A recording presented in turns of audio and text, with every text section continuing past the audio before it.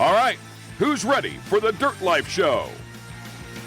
Woo! Welcome to episode 69 of the Dirt Life Show. We really appreciate you guys joining us tonight. Take 3. Yeah, I knew I was going to get some crap for that. But yeah, thank you guys very much for joining us. We had a couple technical difficulties just a minute ago, but we're only 10 minutes behind schedule. That's no big deal in the live streaming world. That's pretty, well, there's so much crap that goes on behind the scenes. It's okay. Way acceptable.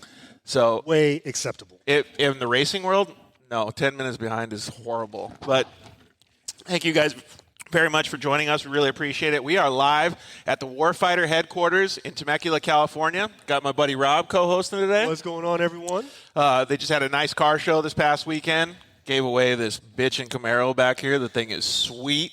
And over here, to my far left, we got Brook Jensen in the house. What's up, everybody? Brooke is going to tell us, Brooks drove down Southern California traffic we were just talking about. Took a couple hours to get down here, but we really appreciate you coming. Thank you. I really appreciate being on the show. Yeah, well, thank you. And so Brooke is going to tell us a little bit about, one of my favorite places to race or to see people race, Texplex, and a 12-hour race that she just did. So that's going to be a fun little talk with her. Our featured guest tonight is none other than Maddie Wedeking. We can't wait to talk to her.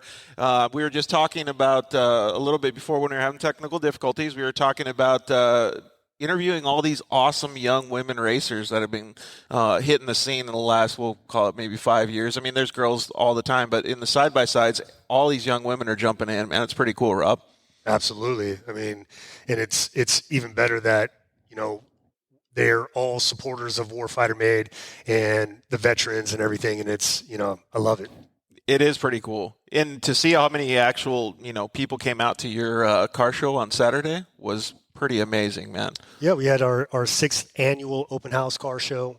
And we did a vehicle reveal, this 67 Camaro for a combat wounded soldier by the name of Robert Dickey, a.k.a. Rob 5. It's been a long-standing project, and, man, it's going to be really, really good to get this freaking car out of the Warfighter Made facility. It's only been here for 10 years or something, right? Five. It's actually, we had the car longer than we've actually been in this facility, but, everyone came together, and we finally got it done, and man, I tell you what, when you're doing a full resto mod, this thing has a Croyer-built LS2 in it. It's got a complete Speed Tech performance, track time suspension. It's got a Dynotrans-built 6L80 6-speed automatic transmission, HRE wheels, Michelin tires, TMI interior kit, and all that beautiful paint and body work was done by Lakeside Speed and Shine, which, just to add more issues to it, Lakeside Speed and Shine in Havasu, Arizona used to be right here in Temecula as JM Designs. And, he painted this car, moved away, and there was still some work that needed to be done. And just. So you had to drive to Havasu? I made 2 turn and burns. Really? Halima and I flew out there one day to drop the car off, and then like 5 days later, I drove out there by myself just to grab the car and bring it back here. So, dude, that's super cool, though. The effort that you guys put in. And I want to talk a little bit about the support mechanism, because you had so many people out here supporting all of the stuff that you've been doing. Maddie has a pretty good support mechanism, too. We got some other people that are hanging out in the shop, too. So we got a little studio audience today that's hanging out. Hello. Hi, guys. And I would like to say a special happy birthday to one of the people that's sitting in the audience, my father. Yes. George, happy birthday. So it's How old are you, George? Just turned 21. I was going to say, you don't look a day over 19. Yeah. So I want to say happy birthday to him, and I also wanted to say happy holidays to everybody. We already did our 2020 wrap-up show last week, but thank you very much for everybody tuning in, and happy holidays to everybody this week, because Christmas is at the end of the week, and everybody's going to be celebrating with their families and having a good time. So happy holidays to all you guys. Please send all your wishes to your guys' family, and come join us and have some fun with the girls tonight. It's going to be a good show. So, like I said, we're at the Warfighter Made Headquarters in Temecula, California, and the Dirt Life has actually moved. We used to be located in Arizona last week. Did you know that, Rob? Where are you at now? We live in Temecula now. What? Yeah.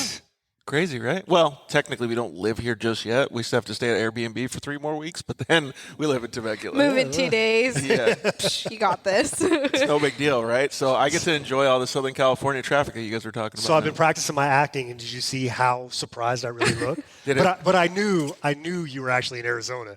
Yeah, because I did my first episode in Arizona. Yep. So you knew that, and you also gave us the realtor, Kristen. I did. Danny's wife. So it was pretty cool, man. All of the support that we were. Yes, Danny's wife. Yep.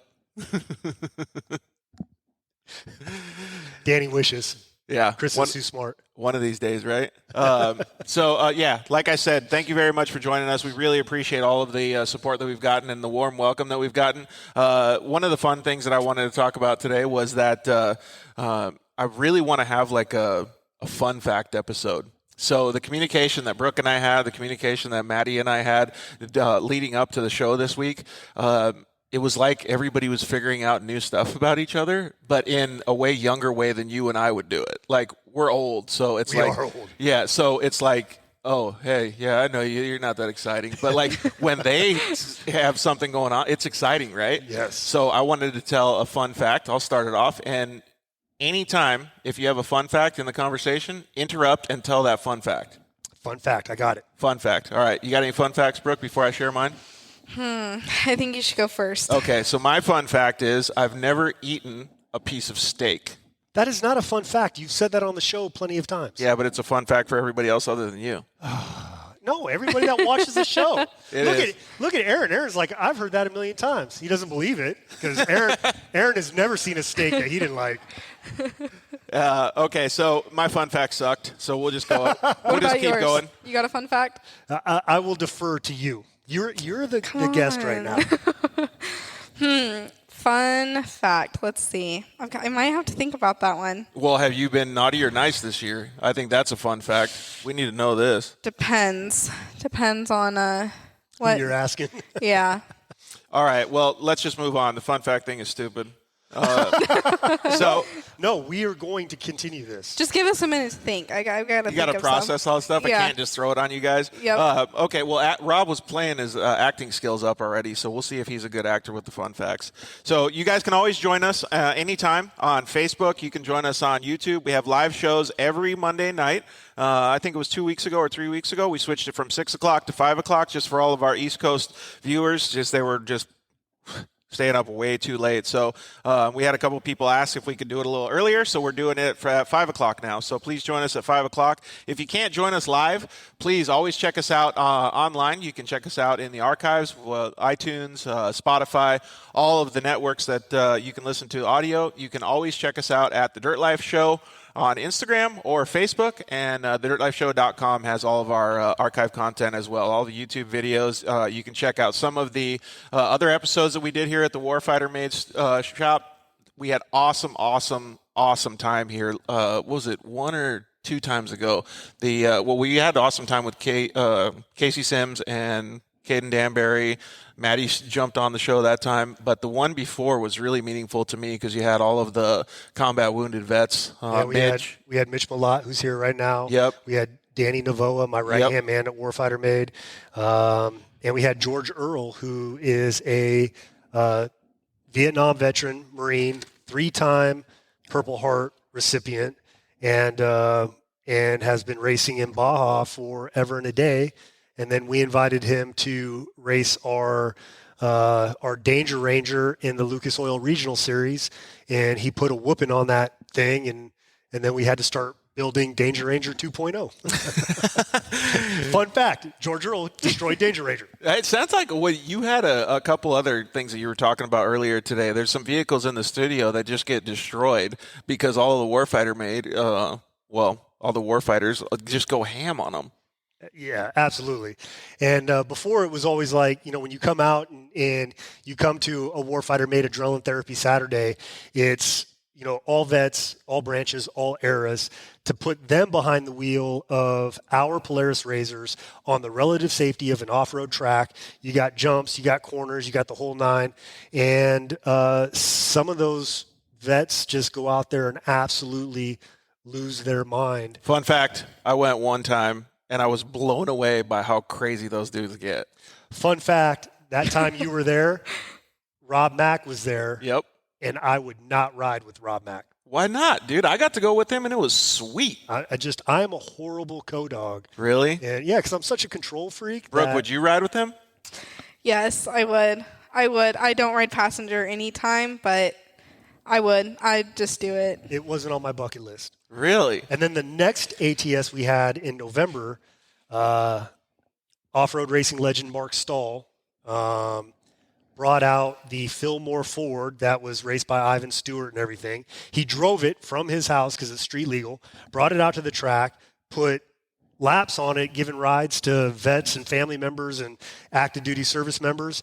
And then right when he was getting ready to put it away or drive back home, he's like, "Hey, Rob, time to jump in the hot seat and go for a ride."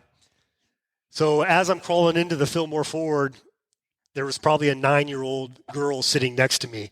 And I was like, well, shoot, maybe this will be work in my favor, because if she screams or if I'm screaming, I can just blame it on her. And of course, Mark comes around. We do 2 laps, comes around the second lap, and puts that thing on the bike so freaking hard. Really? Yeah, and he puts it down on my side, so I'm staring at. You reach out, touch the ground? Oh yeah, without a doubt. And so he's saving it. We drive way off the track before he finally is able to set it back down, drives back on, and I'm like, thank God that was the second lap, because we're going to pull back in.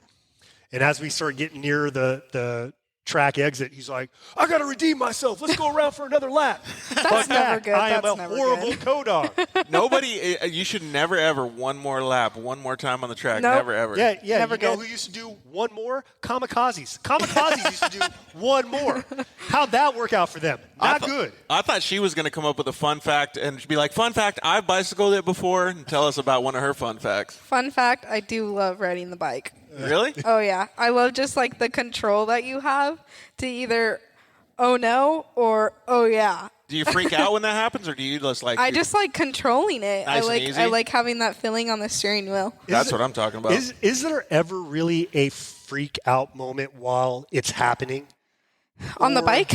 Period. Anything that's like, is there a freak out moment, or do you settle on your lid, or you drive out of it? I think it depends on how much... And then all of a sudden you're like, oh my God, that could have been really, really bad. I think it depends on how much natural instinct you have. Yeah. Yeah. I think that moment is when you're rolling and your visor goes up, dirt goes in, and you can start tasting it. Is when it's like it went too far. That it is went too surreal. far. I have another fun fact. At the last Adrenaline Therapy Saturday, we had an active duty corpsman take one of our RS1s, go a little too hard off of a kicker jump, and it pitched him sideways. And to try and get it back onto the track, he cut it too hard, threw it up on the bike, and didn't really. I could just, as I'm watching it happen, because it was the slowest rollover ever, I can see his thought process, like in a thought bubble above the machine. Like, did Rob say turn away from it or turn into it? And then finally, it just slowly rolls over. Nice. Right? So we get out there, get it flipped back over. It bent a radius rod, whatever the case. Got the machine off the track. He was okay. Went back to a live track, and as soon as we went live, another Marine, the only female reconnaissance Marine that's ever been in the entire Marine Corps, she then goes into a hard left-hander and slams that thing on the right side. Oof. Pops in an RS1, pops off the radiator hose. Really, then we had to like rob everything. That's a lot of force. Yeah.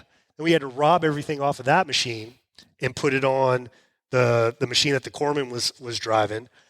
And the other fun fact, that machine, that same machine that Alexa Barth wrecked, a male soldier was driving it, wrecked it, tweaked the cage, which was a Concept Distributing cage. Al Macbeth at Concept Distributing immediately sent us out another cage, but it comes from Canada, so it's got to go through the whole rigmarole and everything. We get that thing installed, take it out to the track. First time back, Alexa slams it on its side. Yeah, the cage was fine, but it's almost like Al. It's like all the wrecks that you've been in and everything. It's that juju is all over your stuff now. Maybe he should sell them with extra training wheels that come off the top. That way it could like protect people from rolling over. Make like a round cage all the way around it, past the wheels, so whenever they roll it, hey, just so like, I got to give a shout out to our sponsors. So think of a fun fact of the last time you crashed. Think about that. See if we can come up with something. So thank you very much to you guys, like I said, for joining us. You guys are our lifeblood. We can't do it without you guys. We've been getting some pretty good numbers, so we really appreciate you guys joining us either on social media or with our live feeds, Facebook, YouTube, and on iTunes and on that as well. So we want to thank all of our sponsors as well. Shock Therapy, those guys have been on board since day one, man. Justin and all those guys over there do such a great job. Man, he actually took me, and I flew my first helicopter last week. Did you really? Yeah, that was pretty cool, man. How'd it feel? It's way different than a car. Yeah. That's for sure. Yeah, the amount of, I did really good. They gave me a good feedback, I did really well, but I mean, you've been in them a million times, but the whole never in that seat. Never. Yeah, I got to drive pretty good, and they let me do I don't know what you want to call it, dives and all kinds of cool fun stuff, and drive sideways. And they did give me a little help on the driving sideways and backwards and stuff. Yeah. He controlled some of the foot pedals, but I got to do it mostly all on my own. Nice. So, and I got to do it for 45 minutes. I'm jealous. Yeah, it was pretty cool. So. Thank you very much to those guys over at Shock Therapy. So not only are they a good sponsor, they're good friends of mine. I really appreciate it. So use the code DIRTLIFE over at shocktherapist.com and save a whole bunch of money. Or if you don't want to use the internet and you want to call them, get a ride improvement system, make your car handle super good, give them a buzz over there and tell them Dirt Life sent you. They'll get you hooked up. We use them. Yeah, super good guys too. And man, they do some really, really good work. I still got to get the unicorn over there and get it done one of these days. Thank you to the guys at KMC Wheels. We really appreciate Ryan over there, always supporting the cause. Thanks for the hat, Ryan. Really appreciate it. Thank you to also Ryan Gaitis at EFX Tires. They're coming on board for 2021, making some awesome products. We're going to get some paddle tires for the unicorn as well. They got some sweet paddles. So please check them out at EFXtires.com. Thank you to the boys at Zollinger Racing Products. Man, I've said it a million times, and I'll say it again. Those guys at Zollinger are upping the UTV game like nobody's business. The quality of their parts and things that they make is just insane. I still haven't got to go to their shop up in Nibley, Utah, but I can only imagine the amount of machinery and the precision that they have up there. You can use the code DIRTLIFE at ZollingerRacingProducts.com and save a whole bunch of money over there. I know it's a little close to Christmas, but maybe if you didn't get the Christmas present that you want, go back and buy something from those guys. And thank you very much to the guys at Solderworld as well. They've been some big supporters of the show. They make an off-road repair kit that you can basically use as a first aid kit. Throw in the back of your UTV. You can bond metal on the trail. You can fix a busted radiator, busted wheel, all that good stuff. All you need is MAP gas and throw it in your car and you're good to go. And another new sponsor for 2021, Cryo Heat. Cryo Heat is down in Oceanside, California, and they do all kinds of awesome metal treatment. They do Pro Mod transmissions for Polaris Razors, like the ones that we have here at Warfighter Made, like the car that Brook drives and the car that Maddie drives as well. Those Pro Mod transmissions are super cool. They're very low rolling resistance, and I think he said they save 30% on the actual weight that's in the transmission, so it makes a lot more horsepower. So horsepower is not just adding a tune. Horsepower is tuning your car so that it has less rolling resistance, and those guys at Cryo Heat can help you out. So give Josh a buzz over there at Cryo Heat. So on that note that we're talking about racing and performance and stuff, let's just jump into the whole Texplex thing. That track looks so awesome. I haven't got to ride it yet, but Texas has some serious potential. It definitely does, and I see it growing a lot. That was probably one of the funnest races I've ever raced. So let's explain or go back and talk about it a little bit. How would you feel about racing for 12 hours, Rob? I'd be down. I mean, we do in the passenger seat. No, I feel you on that one. we do Baja all the time, so it's a lengthy. Well, this is a little different though, because you're racing. What, it was a 14-mile loop? 18. I think 18-mile loop. Mm-hmm. So you just keep going round and round in circles, man. I don't know. To me, that whole repetitiveness might get a little different in that race compared to Baja. Fun fact, Rob likes short course more than he likes open desert racing. I'm right there with you. Because Rob hates being stuck, Rob hates being broke, and Rob hates being cold and wet. That's a whole bunch of fun facts right there. Yeah, I was going to say, you got to say fun facts. Like Simon says, fun fact, and then you got to say fun fact. Fun fact, so that was 3 fun facts. Okay, dude. we will do that. Just kidding. Next time. You don't have to. That was awesome, though. That was perfect, Brooke. Where's your fun facts at? So how was that Texplex race then? Because it looked insane cool. It was amazing. Friday it rained, and that's normal in Texas, but it rained a lot, and I'm not used to the rain as much as like driving in it. And the dirt out there is like clay, so it's almost like blue groove asphalt. So during the beginning of the race, it was super slippery and muddy, and then by the 12 hours, it was literally like driving on asphalt. Yeah, it looked like that. And when I went out and watched the short course race, it was more traction than what asphalt would have been because there was so much rubber laid into the dirt, and it was like she said, concrete. It was nuts, man. It's nuts, and it's crazy how different it changed. How many people were riding the track at once? I want to say there was about 36 entries in our class. Mind you, there was the 12-hour race, the 6-hour race, and the 3-hour race. So tons. What class were you in? We were in the 12-hour race. For Pro. Pro? Yeah. Naturally aspirated or turbo? It was a turbo. Okay. Yeah. So, yeah, we Saturday morning, we lined up at 7 o'clock. We had some people late to the start, so we started around 7:30. Fun fact, but kind of not fun or funny. Friday, Brian was out working in Moreno Valley and was on his way to the airport to fly out to Texas. Got into a really bad car accident. Oh, no. Totaled his car. He's good, though. Flew out there, which I was like, you can just stay home. It's whatever, you know.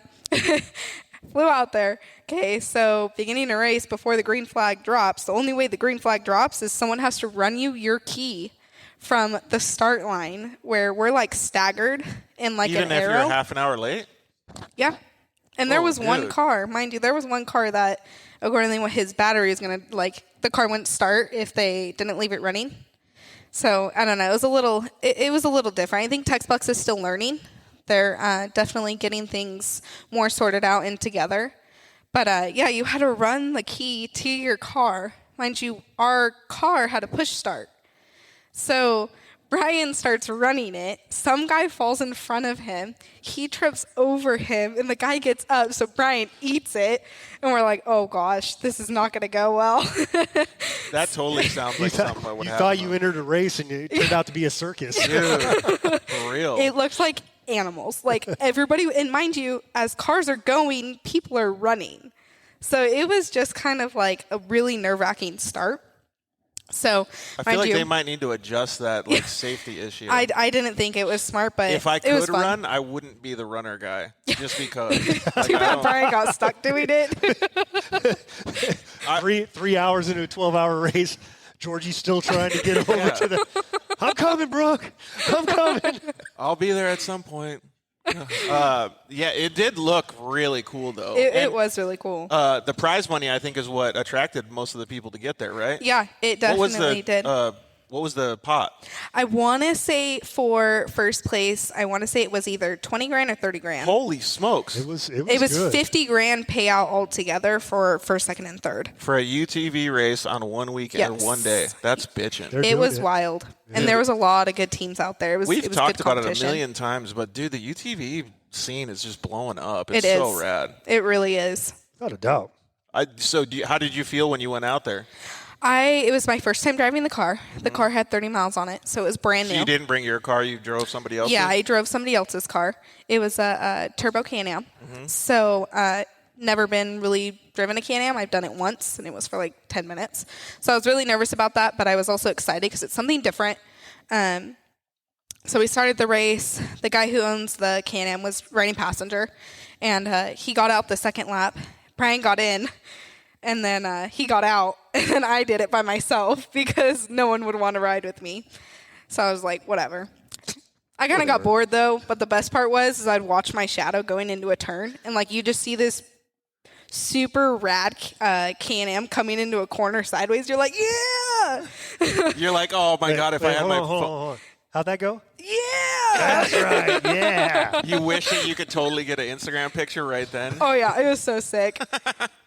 That's Fun pretty fact. cool. Awesome. Fun fact. We got another fun fact. Here we Ready go. for this Yeah, one? I was excited for that one. I think I'm done with the catheters. Really? I was freezing. I peed my pants so many times. I was so cold. It was like 40 degrees. Everybody's dressed like they're in Antarctica. Yeah. And it was like warm at first. And it was like a heater. And then it was like, oh no, that's cold.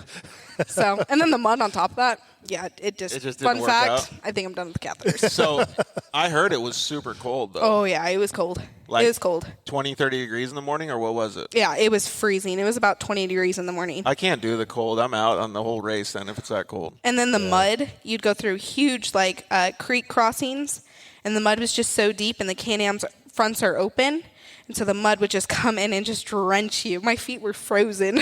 That would be like one good time to have a YXZ because there's so much heat coming out of the center Right? console. Yeah. Well, we had a couple people chime in already online. So Lena Lou, thanks for saying hi from Rimrock. Cesar Ortega says happy birthday to my dad. That's pretty cool. Stetson Galloway says DVR here showing some love. Desert Vets Racing. And Yeah. let me. Here's an amazing fact. I served with Stetson's dad at First Force Reconnaissance Company. Mm-hmm. Stetson's dad lost his life in a helicopter accident in December 9th, 1999. Mm-hmm. And a few years ago, Stetson's mom, Holly Galloway, reached out to me or reached out to a bunch of us and said, hey, we're Stetson's trying to get in the military. He needs some stuff. And so all of us kind of came together, and Stetson was able to join, did an honorable tour. And at the UTV World Championships this year, I'm over at Desert Vets Racing DVR talking to Mike, the president of it, and he introduces me to Stetson. And he's like, hey, Stetson, this is Rob from Warfighter Made. And Stetson's like, yeah, I know who he is. And then I'm like, oh, hey, what's going on? And he's like, it's Stetson. I'm like, yeah, what's up? Stetson Galloway. And all of a sudden I couldn't Hit you, yeah. Oh, man. And, it was one of those like, come here, man, I got to give you a hug. Let him go and be like, yeah, come here, I got to give you another hug. Nice. And then they came here. Stetson came here with his family, his wife and his children, and then brought his mom with him, who I haven't seen in probably 20 some odd years. So That's super pretty cool, man. Super rad. You Super awesome. get opportunities like that, well, frequently. So it's pretty cool to see that, man. And it's neat to see that everybody comes back around full circle to, well, reunite, I guess you could say.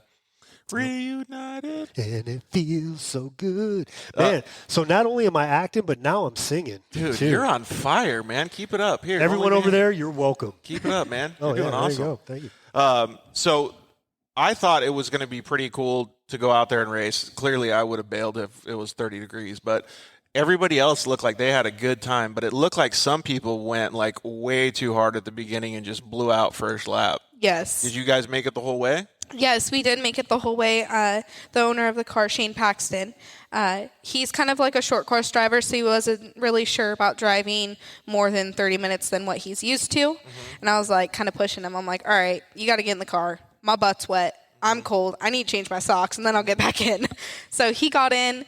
We were putting down really fast lap times. We were 2 minutes behind the leaders. Wow, that's good. Yeah, we were doing really good. And then it started getting dark. The mud started getting really deep.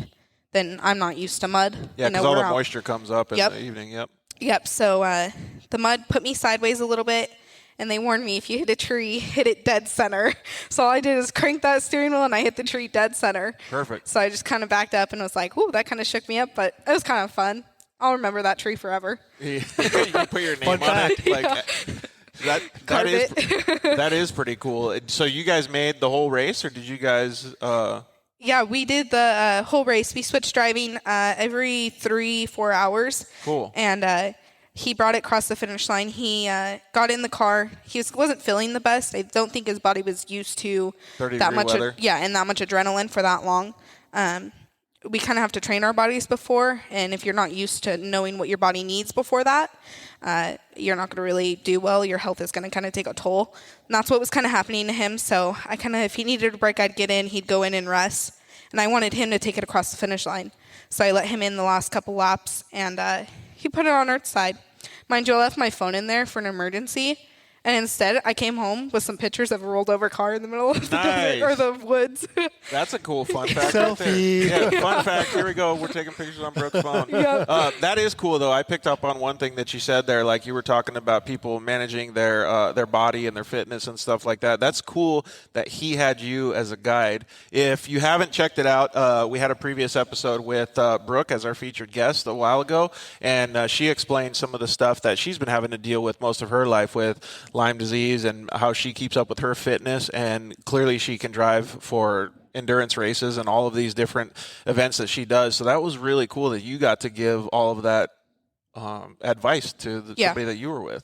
Yeah, and definitely that weekend I was not really feeling it, and I haven't been lately, but I'm just kind of waiting to get back into race season so I can kind of just lose it when I'm racing and just... Well, Rob, we can talk to Maddie a little bit about it, but I think one of the things that people don't really understand is all of these racers put so much effort into the off season that it's like more stressful during those 2 or 3 months than it actually is during the race season. Especially this year. This year's hard. And then something that Brooke just said is, kind of what we at Warfighter Made do for Adrenaline Therapy Saturday. And it's, when you're focused at something, when you're behind that wheel and you're throwing it into a corner, you're getting ready to hit a jump, it's a relief for veterans. It's our invisible injuries, our stressors, our triggers, so on and so forth. But it's also, how many times are you doing something and you're like, oh my God, I'm paralyzed. It's like, it's the furthest thing from your mind because you're focused. So what we're trying to tell people is that is your opportunity to feel normal.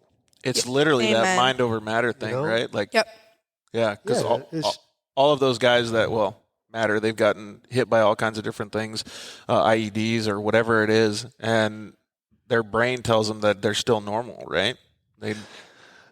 No. So it's a constant. So for veterans, especially veterans with invisible injuries, you're talking like TBIs and stuff? What we try and at TBIs, post-traumatic stress, what we're trying to relay to them is that what you're going through right now is we want to plane you off, right? You're never going to be how you were. Right. That's never going to happen again. But we want to plane you off at your where you're at, and that is now your new normal. Settle into that wherever that might be. Yeah, 100%. And that's one thing I love that you guys do here is you don't really understand until you do it, or you do have something that you are dealing with. When you are in a vehicle, for me, when I get into my race car and I am in the zone, I don't think about anything else. All I think about is what's in front of me.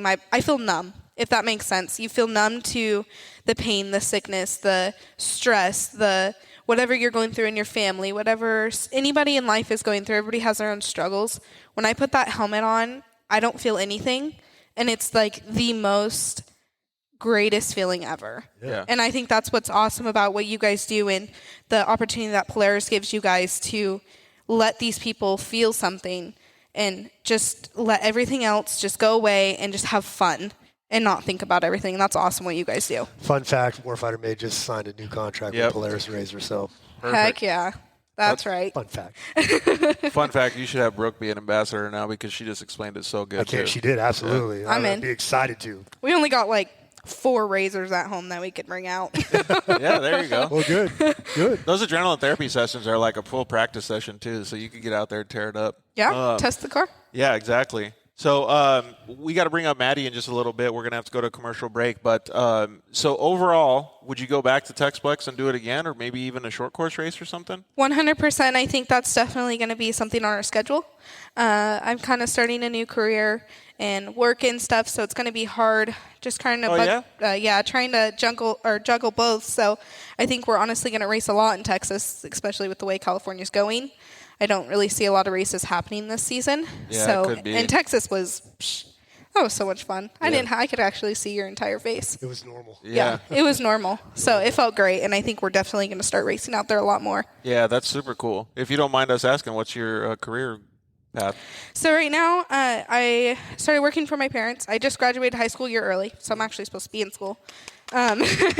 So I did that, and I just wanted to get working so that I can be successful in life.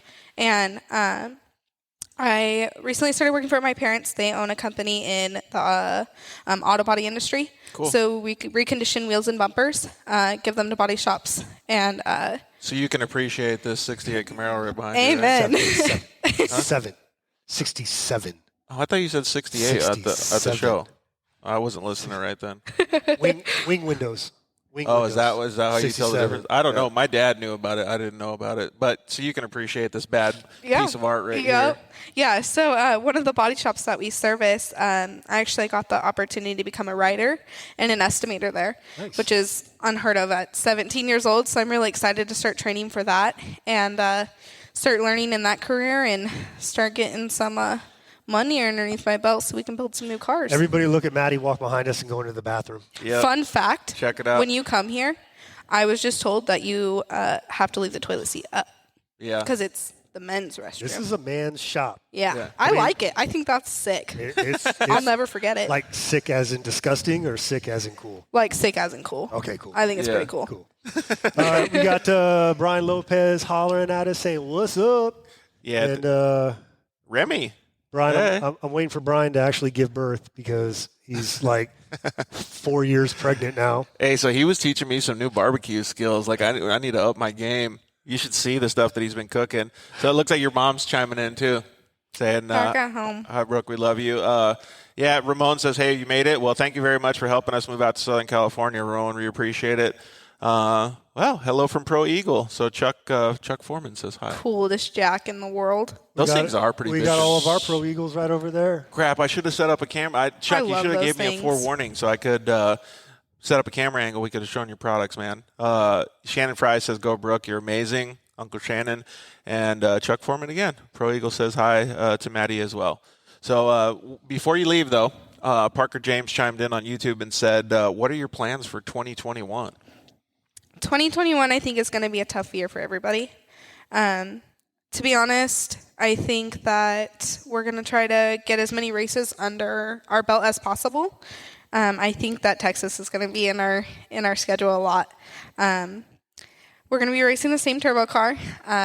Definitely put some winnings under our belt. The car is torn down completely. We tore out like 10, 20 pounds of wiring. Dang. So that was our issue last year, why it took us 16 hours to finish Vegas to Reno. But, so yeah, I think that we're definitely going to struggle with races. But we're going to be racing the same car, same schedule, as many races as we can, and get up on the podium. Nice. Yeah.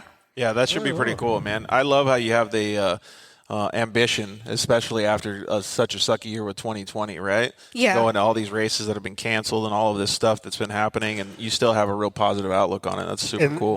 Then also something to think about if your races do get canceled, postponed. What are some of the things that you're going to do to stay in the limelight, keep your sponsors happy? You know, have you thought about anything like that? Yeah, no, definitely. I've definitely done a lot of writing some notes down and new ideas, and I think we have a lot lined up for 2021, and new partnerships and hopefully we can get some new events going.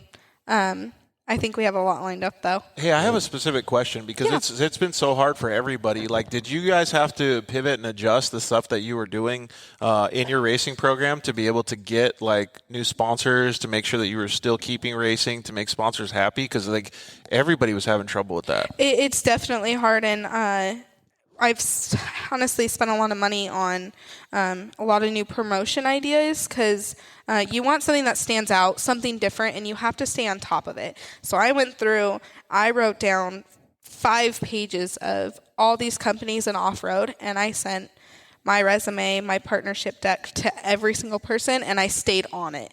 That's one thing that you have to do. You feel like you're bugging them, but you're not. You have to stay on top of it. Don't you want someone who's coming towards your company, hey, I just wanted to check in. I didn't know if you saw my email, rather than someone's like, You didn't see my email. Yeah. So definitely, for anybody that needs help, I just try to stay like it's normal. Yeah. Try to keep up your Instagram. I know content's hard to get out right now, but and the do you guys do emailing like helps. performance reports and stuff? And I'm not talking about just like racing performance reports, like because in fact those aren't that valuable, but performance reports like I went to 20 events this year. 10 of them were like trade shows. The other 10 were races. And at those trade shows, we talked to 400 people. And those 400 people, I thought so-and-so was going to buy this product, so-and-so was going to buy that product, and give out those types of information back to your sponsors.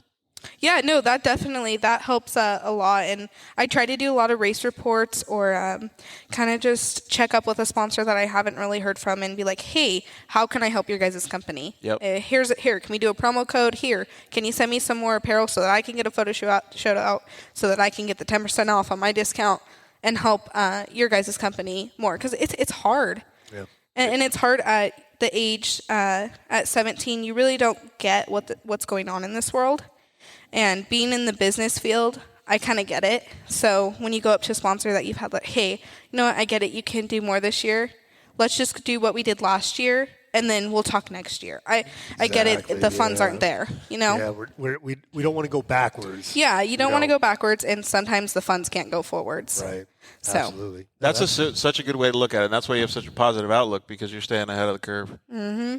That's awesome. My mind never stops. It doesn't. So do you sleep? No, I take ZzzQuil. Same. ZzzQuil? Well, I don't take They should ZzzQuil, sponsor but- me. You think? Oh, yeah. What the heck is ZzzQuil? It's like NyQuil without like melatonin? the sick stuff. So like you just go to sleep. Does that mess with your Lyme? No, not really. I just kind of get like weird dreams. Oh, great. Yeah. Fun fact, we're not going to get into that tonight. The weirdness. Okay, so one thing that I wanted to talk about just before we go to commercial break, though, Rob, is what are the plans for Warfighter Made in 2021, since we just asked Brooke?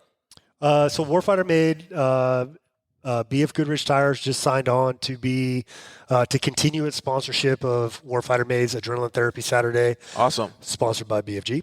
And so we're going to run 6 events out at Rec Fence Off-Road Park, the same place that we were at That place was super this year. cool. And I can't say enough about that place. The last time we were out there, Rod, who runs the place, went out and cut a little kid's dirt track. Just really? So all the vets that bring their families out there, How cool. they have something to go do besides just ride around with Maddie or Yeah, because I saw those kids were just jamming in the parking lot the whole time. Right. So he went and cut a little track for them, and I actually took an RS1 over there, and it was actually kind of fun. So we got that, and then it's because the Lucas Oil Regional Series, we have the Danger Ranger 2.0 that's over at B&R Buggy right now. Yep. Because that's done. We used to put vets behind the wheel of that and let them enter into a short course race. So we're kind of up in the air. I've been told that somebody has kind of bought that. Yeah, word on the street. Yeah, we saw that short course might be staying alive. Right. So we're kind of, hoping that that's the case. And, a super fun fact.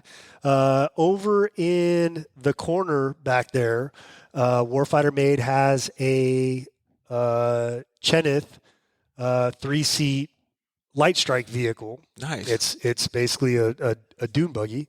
That it's one of 8 that I actually used as a Force Recon Marine. Oh, really? In the 90s, yeah.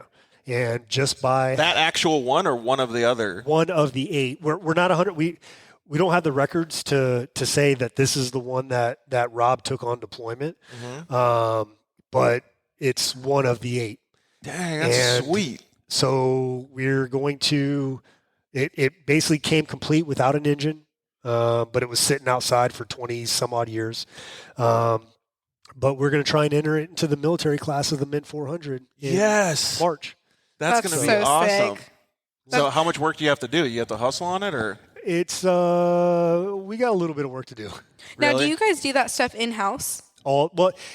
We do as much as we can in-house. There's some things that, like, we're going to go with the Type 1 Volkswagen motor. Mm-hmm. We have guys here that can do that, but Gary Hogley, that used to own B&R Buggy, who my unit in the 90s actually hired B&R Buggy because these Cheneth 3-seat light strike vehicles aren't really in the military defense system.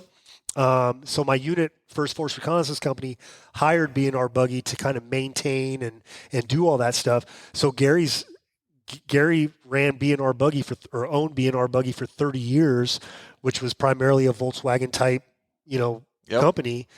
And he's just like, you worry about what you need to worry about. I've got everything that revolves around the Volkswagen stuff. And there's plenty of stuff to work on. Though. Like it had a bus trans in it. We took that out. Nice. Gary's like, when I had these, I had all Weddell products installed in them. So that went to a guy in Encinitas. Again, I'm not in the Volkswagen world, so I apologize. I don't know who these people are. But it went to some guy in Encinitas who's like the man, and he's going through that right now. And we got some people that are building us a Type 1 Volkswagen. So really, it's now just getting all that stuff, bringing it together, putting BFGs on it, and doing some testing. The frame on the Cheneth frame itself is in immaculate condition. So that's awesome. We're super excited. We had to pull the seats out because they were horrible, but we're going to replace them with PRPs and like I said, BFGs. You know a guy? You know a PRP guy? I know a guy. So he might be sitting over there. He's not. I wonder where he must be eating. That's where he went. He went to go get some food or something. Who knows? But Method, Method is a support. Another fun fact: we just got a deal with Method. Right on. And it was such a cool deal that it's not an exclusive deal. He's like, hey, I understand that you've been working with all these people for so long, and so on and so forth. But we just let me know when you need help, kind of thing. We just want to be a part of it. Wow, that's cool. They are great people over there. They are. Yeah. So Method, we're going to run methods on it again, BFGs, and then probably it's got old gauges in it, so we're going to go Autometers, a supporter of ours. We'll throw some Autometers in there, and then we're talking about actually getting a Milsim and Airsoft 50 cal to mount up in the top. And so just be blasting fools. When you see the Cheneth coming up behind you and you hear the beep beep or the chirp chirp and you don't move, be prepared to get a little extra something when we so go instead flying. Of getting nerfed, you get airsoft? When we go flying by you. Because that rear gunner seat rotates 360 degrees. Anybody doesn't know what I'm talking about, look up right now, Cheneth, CHENOWTH LSV, light strike vehicle. Dude. And you'll see what it looks like. And so the seats turn? The back seat turns. So so you have your driver, your vehicle commander, your co-dog. And then a gunner. Right? And then the gunner sits up high behind you. And then he's got a 50 cal, or when we were, it was a 240 Golf. But yeah, and then there's a mount for a gun behind you. Okay. So if you were trying to haul butt out of a situation, the gunner could spin around 360 degrees, mount that gun that was behind him, and provide you rear security. Dude, how sweet is Wow. that? Which then we were looking at it too, and anybody in the off-road world, we realized that the shoulder straps come over your shoulders, down the back of the seat, and mount underneath the seat plate. Ugh. And talk about some spinal injuries. Yeah. Thing. So yeah, but we already, the thing really originally it's got 3 shocks in the rear with like an old school bump stop type shock system on torsions. Or I'm sorry, the torsions were removed, and no, it still has the torsions in it, and so Fox is going to replace all that stuff for us. Dude, this thing's going to be sweet. Right? Yeah, the front lights, we're going with Baja Designs, supporter of Warfighter Made. And so it's going to be kind of a resto mod. We're going to be using more of the more current stuff, and super excited. Do you think the Mint's going to have like the street like they normally do? Well, they had it this year like they normally do. The contingency, you mean? Yeah, like contingency, and because I know the race the other weekend got shut down. I wonder how that's going to go. Well, if there's one thing I know that Martelli brothers do a decent job. Of They getting do. They do a really They good really job, and I also know that safety is going to be everyone's concern. Yeah, and so because the last thing anybody wants is to be going through something like that, and all of a sudden the city come down and be like, stop what you're doing. There's right? so many negative repercussions in the future, not just canceling one race. Yeah. Right. So I know there's going to be a lot of thought and a lot of effort put into that. So I'm stoked. I just hope we have the ability. I mean, we're basically 2 months out. Yeah. So it's a tall order, but we're looking forward to it. Are you guys going to be at King of the Hammers? We will see, maybe. Possibly. Yeah. We always go as spectators. We've never entered into the KOH. Dude, with as hard as the warfighters go, though, they might just wreck stuff out there. Well, and it's getting tough repairing these things. Fun fact, warfighters wreck stuff. All the time. So it's the other thing, too, is it's really about being able to conduct things safely and having fun. Yeah. And, the racing stuff, we enter into the racing program with zero expectations because we're not trying to introduce stress into any of this. It's supposed to be fun. And sometimes we get some guys that are a little, freaking out about it. I'm like, bro, we're here having fun. Yeah, calm Relax. down. Yeah. It's not that big of a deal. Who cares if you freaking kill it off the line or, you whatever the case may be, just You got 400 miles. take your time, enjoy it, Have a little bit of fun. Well, we had one more talking about racing stuff. James Coleman asked, he said, Brooke, you should come out to the DP4 series in SoCal. It's a small grassroots racing series that's growing quickly. I've heard about that. Have you guys heard about that Ryan from series? KMC always does it, and he says it's super fun. Yeah. I didn't hear it. Say it again. DP4. Oh, the DP4 race. Yeah. Yeah. I definitely want to try it. I feel like that's good. Like, if you're doing Best in the Desert, I feel like that's good practice and, good shakedown. Shakedown sessions and stuff like I that. think Desert Vets Racing is doing some of that? I think they do where's it at? DP4. Isn't it in I think it's Johnson Southern Valley in Barstow? He said SoCal, so I don't know. Yeah, I think they had the race when I was in Texas the same weekend, the 12th, in Barstow. Nice. Oh. Yeah. Yeah, so that series sounds pretty cool. Well, we had a few other people. We can't name all their names because we're going to go to a commercial break, but thank you all for chiming in and saying that they love Brooke, and we really appreciate you coming on, girl. Look, you got a lot of fans out there. Look at all that. Definitely feel the love. I do. Awesome. Well, great job, and I'm hoping that 2021 kicks butt for you. I appreciate it. All right, we're going to go to a quick commercial break. We'll be right back.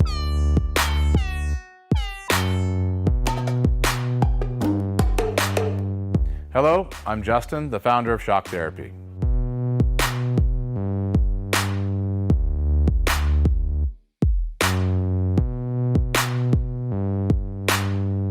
Shock Therapy has been around for 5 years, but we have personally been tuning suspension on off-road cars and race vehicles for over 25 years. We tune between 10 and 15 cars per day, every single day of the week. Our concentration is tuning shock systems and supplying components that improve the ride quality of your car in many ways. Not only do we work on the average UTV, but we also tune suspension for race teams and professional drivers.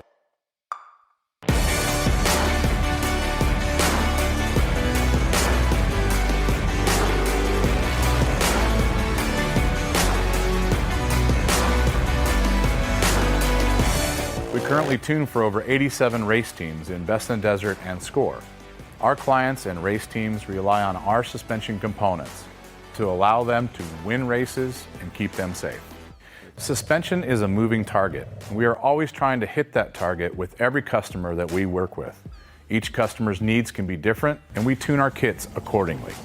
Our research and development never stops. We improve our components every single day. As the industry evolves and improves, so do our parts and kits. As of right now, we have over 100 products for UTVs. So when you bring your car to us, you have the satisfaction of knowing that you have the most experience, the highest quality products, and the fact that your car is being tuned specifically to you.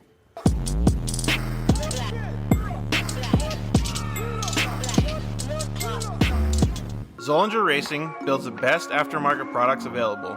Products for your UTV or snowmobile, including billet radius rods, billet tie rods, billet steering knuckles, billet steering racks, alternator kits, and much more. All manufactured in the United States in-house at their headquarters in Nibley, Utah. Travis Zollinger and his team test in some of the most brutal conditions, racing in places like the Best in the Desert Mint 400, Ultra 4 King of the Hammers, UTV World Championships, and many more. Visit ZollingerRacingProducts.com and use the code DIRTLIFE to get 10% off your next purchase, and join us on social media at Zollinger Racing Products to see our products in action.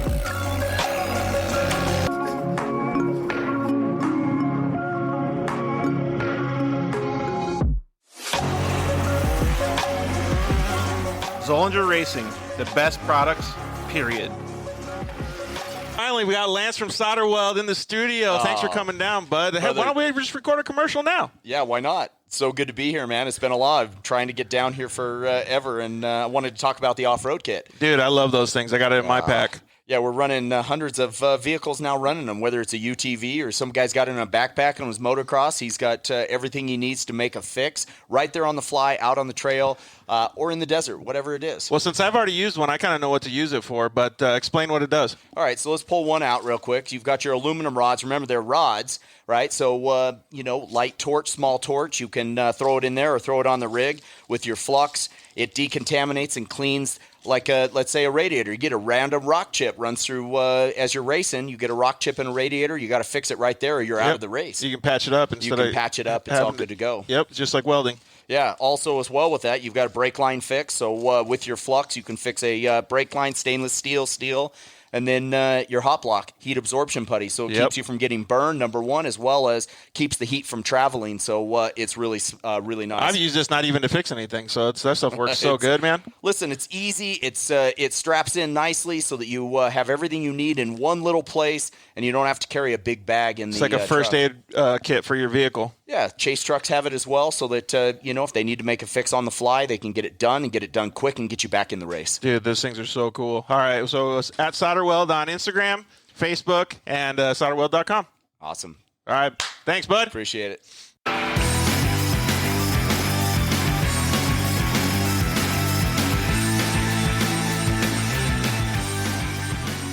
Yeah, welcome back to episode 69 of the Dirt Life Show. We have our featured guest on the show. I want to say this before we get into her name, but she has a little bit of a problem. This might not be a regular show. It might be more of like an intervention because she's so addicted to Starbucks. Welcome, Maddie Wedeking, to the show. Thank you for having me. I'm afraid to even look at it because So Maddie's a female off-road racer. She's doing very good. She's just starting her, she's kind of in the middle of her young career as an off-road racer. She drives a Polaris RZR. She does a very, very good job, just like Brook Jensen does. And we really, really have been following you a lot since the last time we met here at the Warfighter Made studio. And it looks like you're doing pretty good in your, quest to be an off-road champion. Yeah, ever since we talked last, I got a new car, a new 4-seat car, so I'm pretty excited about that. Really? Yeah. Have you guys dialed it in yet, or is it just stock? No, we actually bought the car from Randy Romo. It's a 4-seat Holtz-built car, and it is dialed. Obviously, we've made some changes. We switched it from turbo to NA, so, now it's dialed. We just tested it a couple days ago, and I'm excited for the season to start. How did it feel the first day? It was crazy. So the very first time I drove it, I actually raced a DP4 race, my very first time, and it was awesome. We actually took the win. Oh, so you already know about DP4. Yeah, I do. I do. We raced it in Johnson Valley. That's pretty sweet. How was it then? Was that race cool? Since we just talked about the DP4 stuff before the commercial break? Yeah, it was super cool. It was really tight, really technical. I've never gone in reverse during a race. That was my very first time. They don't release the GPS coordinates, and they don't let you pre-run. Oh, really? Yeah, so I was first off the line in my class. Wait, what do you mean go reverse during a race? I'm like, what? Just wait. Fun fact, you go reverse in a race? Fun fact, I went in reverse. No, so they don't give you any of the coordinates, and you're not allowed to pre-run. So I was first off the line. And you have zero idea where you're going? I have zero idea where I'm going. I'm the absolute worst with directions. Any sense of direction I do not have. So I got lost multiple times. How hard was it for you to find Warfighter today? I had directions. She rode here with her dad. Oh, speaking of your dad, I wanted to say thank you very much for all you guys helping us unload the U-Haul truck. That was pretty awesome. Yeah, you're welcome. We knocked that one out pretty fast. Dude, so I told you, I texted you, and I was like, I think we get done in a couple hours. It was like maybe 20, 30 minutes.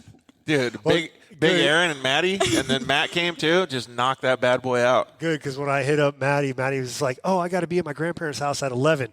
I looked at my watch. It was 10:30. I was just like, well, it's still going to take them 10 minutes to get over there, 10 minutes to get back to their – she'll be there for 10 minutes. Dude. Oh, yeah, no, you were like, he just needs help on unloading something. You didn't mention a huge U-Haul trailer. We were expecting, like, the bed of a truck or something. Matthew Lasher, did that text not say U-Haul?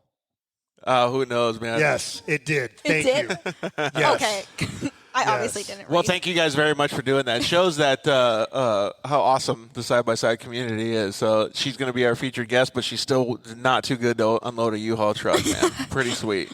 So you got some pretty good friends, Rob. So thanks for lending your friends to us as well. I try and tell everybody you can tell a lot about yourself by the friends you keep. So if you got really good friends, you're probably a really good person. Yeah, exactly. I mean, Maddie doesn't really count, but her mom and dad, her boyfriend, solid people. Everyone else besides me are just great. Even her little sister is way better Really? than Madeline. Hey, so we might have to wait till your dad comes back, but I was going to ask, I'll just ask you, how is it dealing with such a hard addiction for your family when they have to, like, understand that you have to have Starbucks so many times? Well, it's perfect because I just leave early, or we take 2 separate cars wherever we go because I have to get Starbucks. So it truly is an addiction. It really is. I mean, like 2 times a day is fine. 3 is when it's like excessive. Oh, man. You know how rad her off-road program would be if she took that Starbs money and put it into her program? Dude, it would elevate like nobody's business, right? Just keep going and going. You know how much money Matthew could probably get paid for turning all the wrenches, doing all the co-driving? Probably. Yeah. Wait, what? Matthew What? just said, do people get paid? not if you work for Maddie because she's taking the secondary salary for Starbucks. So like I said, thank you guys very much for helping us do that. So we kind of want to figure out a little bit more about you today on the show. The main reason why we started the show, The Dirt Life, was because everybody at the track thinks that they know you, right? They think that they know you from social media, or they think that they know you as a racer or whatever it is, but they really don't. There's a lot that goes on in your normal daily life that people don't see. So how did you even get into off-road racing? Your family? Yeah, so my dad started PRP Seats. So I've grown up in the off-road industry my entire life, going to shows with him, going to races with him. So growing up as a little girl, I looked up to, Sarah Price, all the female racers, like wanting to be like them. Oh, wait, fun fact. Brooks just talked about the catheter stuff. Sarah Price has all that stuff dialed. She has like these powders, lotions, everything. So if you guys, Brooke, if you need any help with that, Maddie, if you need help with that going into the future racing career, she's your number one person. I bet you Kristen's got it. Kristen Matlock's got it down. Oh, too. I'm sure Yeah. Kristen's got it down. But Sarah was more than happy to talk about it for 15 minutes on the show. It's funny because it's not something as a dude to walk up. So in your long desert races, how do you use the bathroom? Yeah. Actually, fun fact, I remember the first desert race that she was getting ready to do. That Maddie was doing? And her dad and I were talking about it, and he was just like, she's just going to power through it. I was like, she's not going to use a diaper or nothing? Nope. She's going to power right through it. Yeah. Fun fact, I've never peed during a race. How long was the longest race you ever did? Vegas to Reno, 1 year we broke, so it took us a little over 12 hours. Jesus, woman. I would never be able to do that. I can go like maybe half hour. Well, it's just like, I couldn't pee myself. There's a lot of people that have problems. They have stage fright too. So, Yeah. all right, enough about peeing. So you guys went and started with what, a quad or something? Like, how did your dad get you introduced to it? Because if he was already doing it. I mean, we've gone to the desert since I was a baby. I mean, every Thanksgiving we've gone to the desert, and I was born on November 1st, so newborn in the desert. So he introduced me by, welcome back. Aaron Wedeking, just Aaron, as Rob likes to call him. We got some food, dude? Yeah, he had to go get some food. So you got introduced to off-roading through your family. Yeah, we would go to the desert just to play ride. That's how we started off, and then Dad started PRP Seats, and, I mean, it just blew up from there. We went to all the races, all the trade Was this like shows. around the time that side-by-sides were kind of starting to grow? No, that was before. Oh, okay. Yeah. And so I've always wanted to race, and then luckily when I turned 14, he finally gave me the opportunity to turn our Polaris RZR 900 into a race car.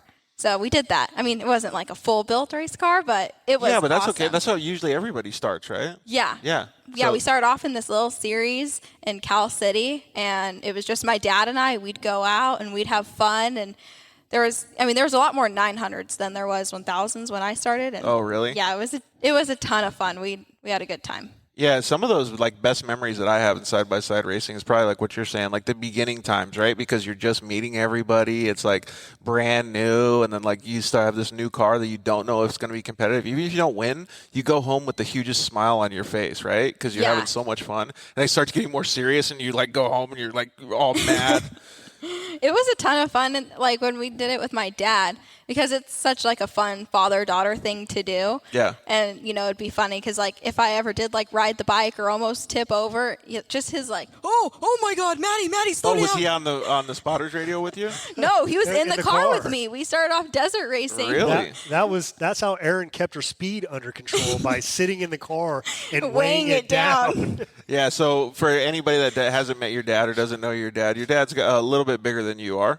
Just a tiny bit. Yeah, just a tiny bit. Yeah. But he's really, really good at moving heavy objects. So Have I ever told you the shaved bear story? yeah, you said it once on the show. I think running through the meadow. Yeah. I was in the meadow jogging, and all of a sudden, there in front of me was this like lumbering bear. I'm like, who shaved a bear and let it run in the meadow?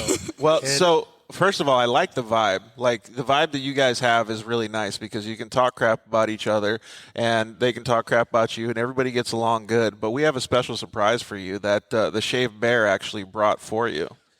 So we want to give it to you on air today. God, this So better be. If better be it. if you guys are not watching on live on Instagram or on Facebook or YouTube, and you're listening, Strawberry Rendezvous. Jesus, Casey So- Peck. yeah. Casey Casey. Peck, I got one. So we're gonna have Aaron come up in a little bit here and have a couple words with. Hey, with Ron, Rob, what'd you just say to me? So Rob has a fun fact for everybody. His favorite flavor of frozen yogurt is strawberry rendezvous. Wrong. My favorite Stone Cold ice cream is the Strawberry Rendezvous. Oh, that's right. That's what the question is. Favorite flavor of ice cream. Yeah, Strawberry Rendezvous. So, if you excuse me for a moment. It doesn't, like in my head, it doesn't match up. Like Strawberry Rendezvous is such a gay name for a strong military dude. Like Macho man walking around with his little straw. I don't give a fuck. It does look good though, dude. Honestly, it looks really good. All I right. don't care. All Tell me right. what you want. We're gonna do rapid fire later, but rapid fire right now, Starbs or Strawberry Rendezvous? Starbs. Yep. I guarantee he's picking strawberry. Oh, that bite was Saving big. some for later. Yeah, he got some on his T-shirt. So thank you very much, Aaron, for surprising Rob with some Strawberry Rendezvous. What a nice gesture. Happy holidays, Rob. Hey, Ron, come over here. Tomorrow's my birthday. Tomorrow's Rob's birthday. Oh, perfect. There you go. Oh, that was perfect. So if you guys didn't see it, Rob has his microphone up, but they may not have shared some Strawberry Rendezvous ice cream. So We may or may not have shared some COVID-19. So we'll see what happens with your PRP seats if they're getting laced up different next week. All right. Well, thank you very much, Aaron, for getting some Strawberry Rendezvous. There you go. There it is. We got a delay on the feed, so Rob actually saw that. The angle was perfect, too, because it almost looks like you guys were kissing. It was beautiful. I was trying to. Aaron's not down with that. Brokeback Strawberry Rendezvous. So, John Brokeback. John Lewis just said 2 drinks a day, talking about Starbs. $16 a day is almost $6,000 a year, Maddie Wedeking. You know how many people would love $6,000 a year in their racing program? I know one dude, Matt Lasher, that would like that. You know what? The math is a little off. Oh, here we go. It's 8,000 or 10,000 now, right? My drink is $4.25. You know what, Maddie? When we played Are You Smarter Than a Fourth Grader, I smoked you. All You right? didn't get the chance. What are you talking I about? tagged in before you. Whatever. Whatever. I killed you, so no one's listening to your freaking math is wrong. All right?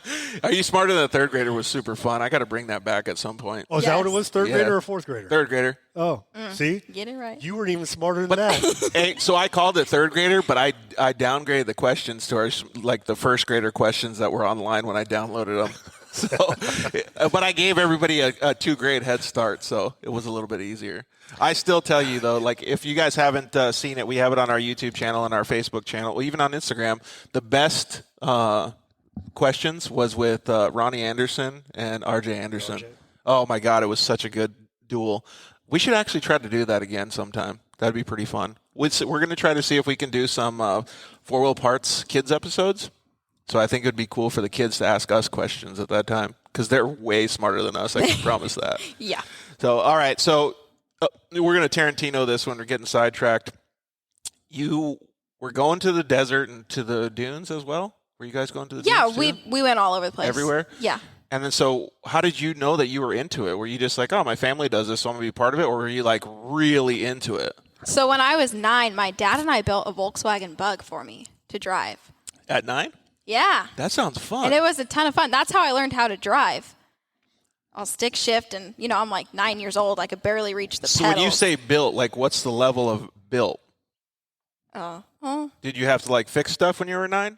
No, I more like held the flashlight for my dad. Dude, but honestly, I was there, and I was engaged. Rob knows this. As Casey Peck always says, that is the hardest job on the planet. It to really hold the flashlight is. for Dad. Because it never is in the place where he needs it.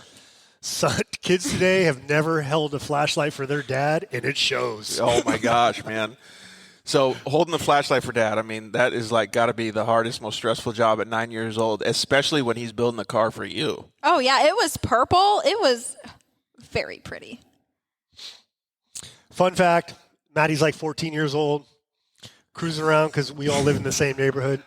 She goes driving by, and I'm like, Maddie's not old enough to drive yet. She just drives by because she see over the steering wheel? And, yeah, then she comes back again, and it's a stick, right? She comes back again, and she kind of waves, and I'm like, what are you doing? She's like, don't tell my dad. Okay. Oh, Dad didn't know about this session? Dad used to have a little Volkswagen Bug, like street legal one.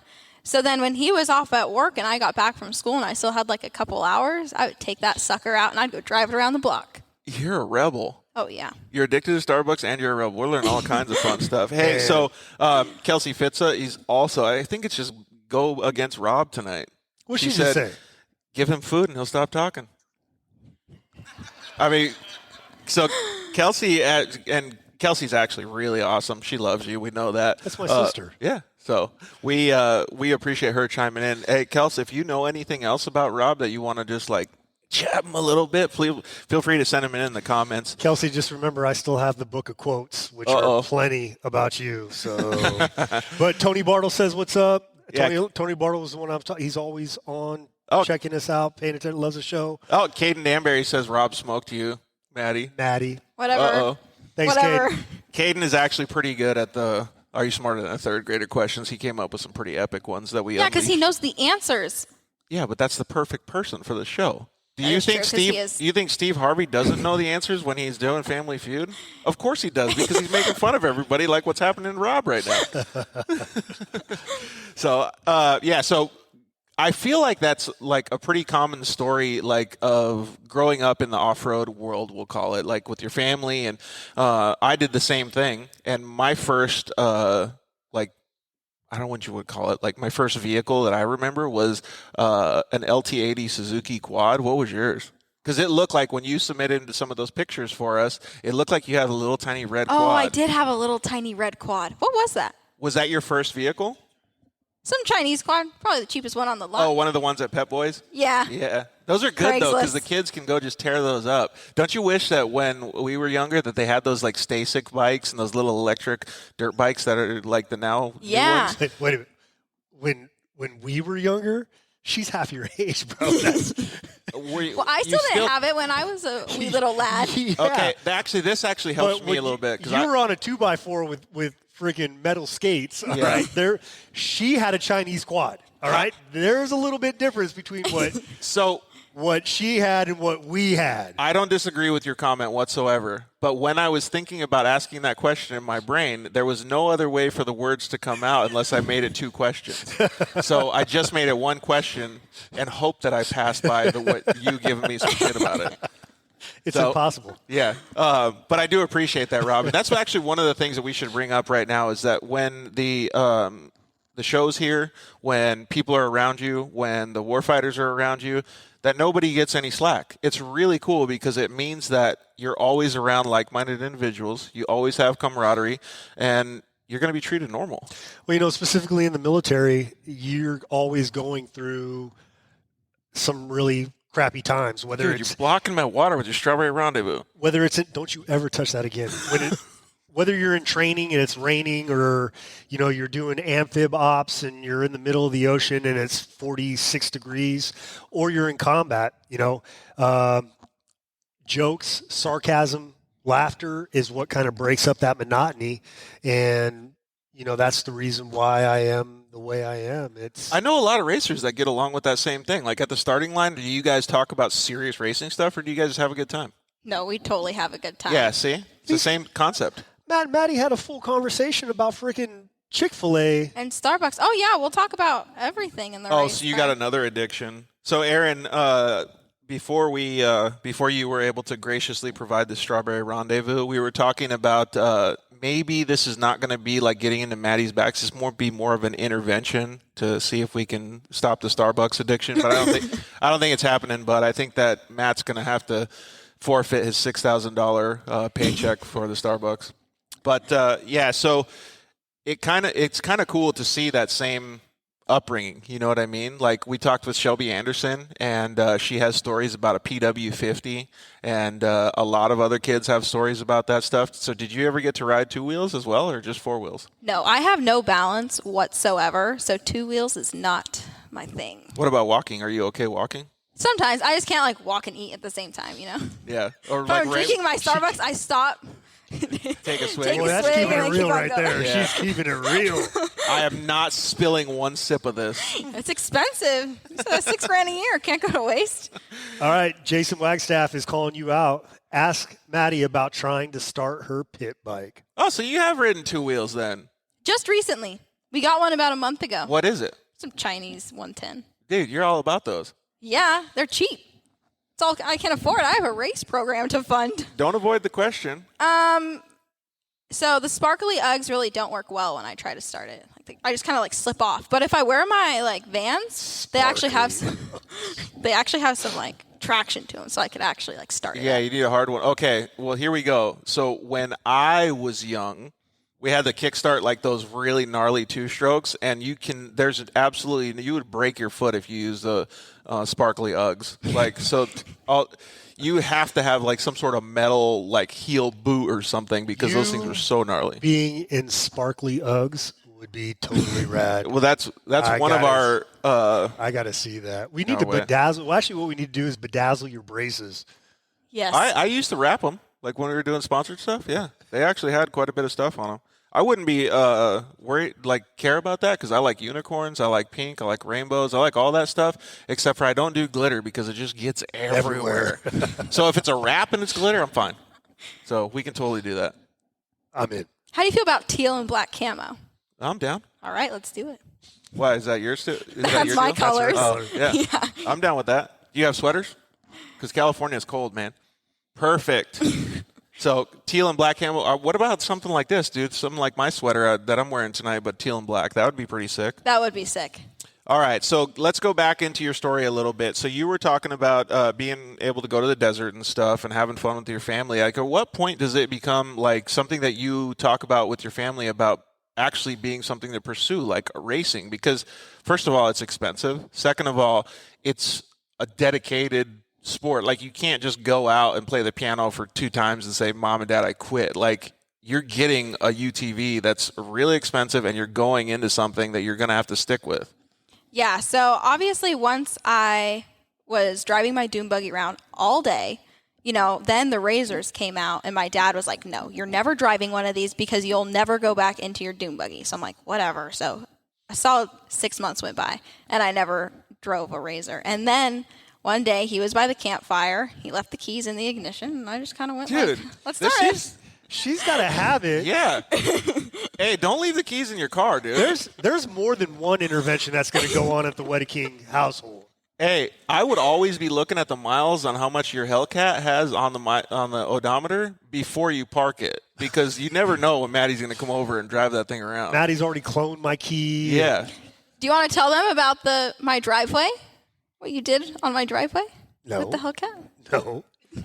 I don't know what you're talking about. Someone thought there was a car accident. You have zero proof. What fun fact is this, Maddie? So my dad helped fix Rob's Hellcat up, and the first day he got it, he gave my dad a ride in it, and they pull up to our house, and all of a sudden he just does like a fat burnout all the way down our driveway. Dude, high five. That's awesome. What do you think that was? 100 feet of Fury. Dude, tire. That's awesome. It was. I grabbed second gear, and then as we're in our neighborhood. That's so cool. I am that neighbor. I am that neighbor. Yes. That You're the riffraff? Oh my God.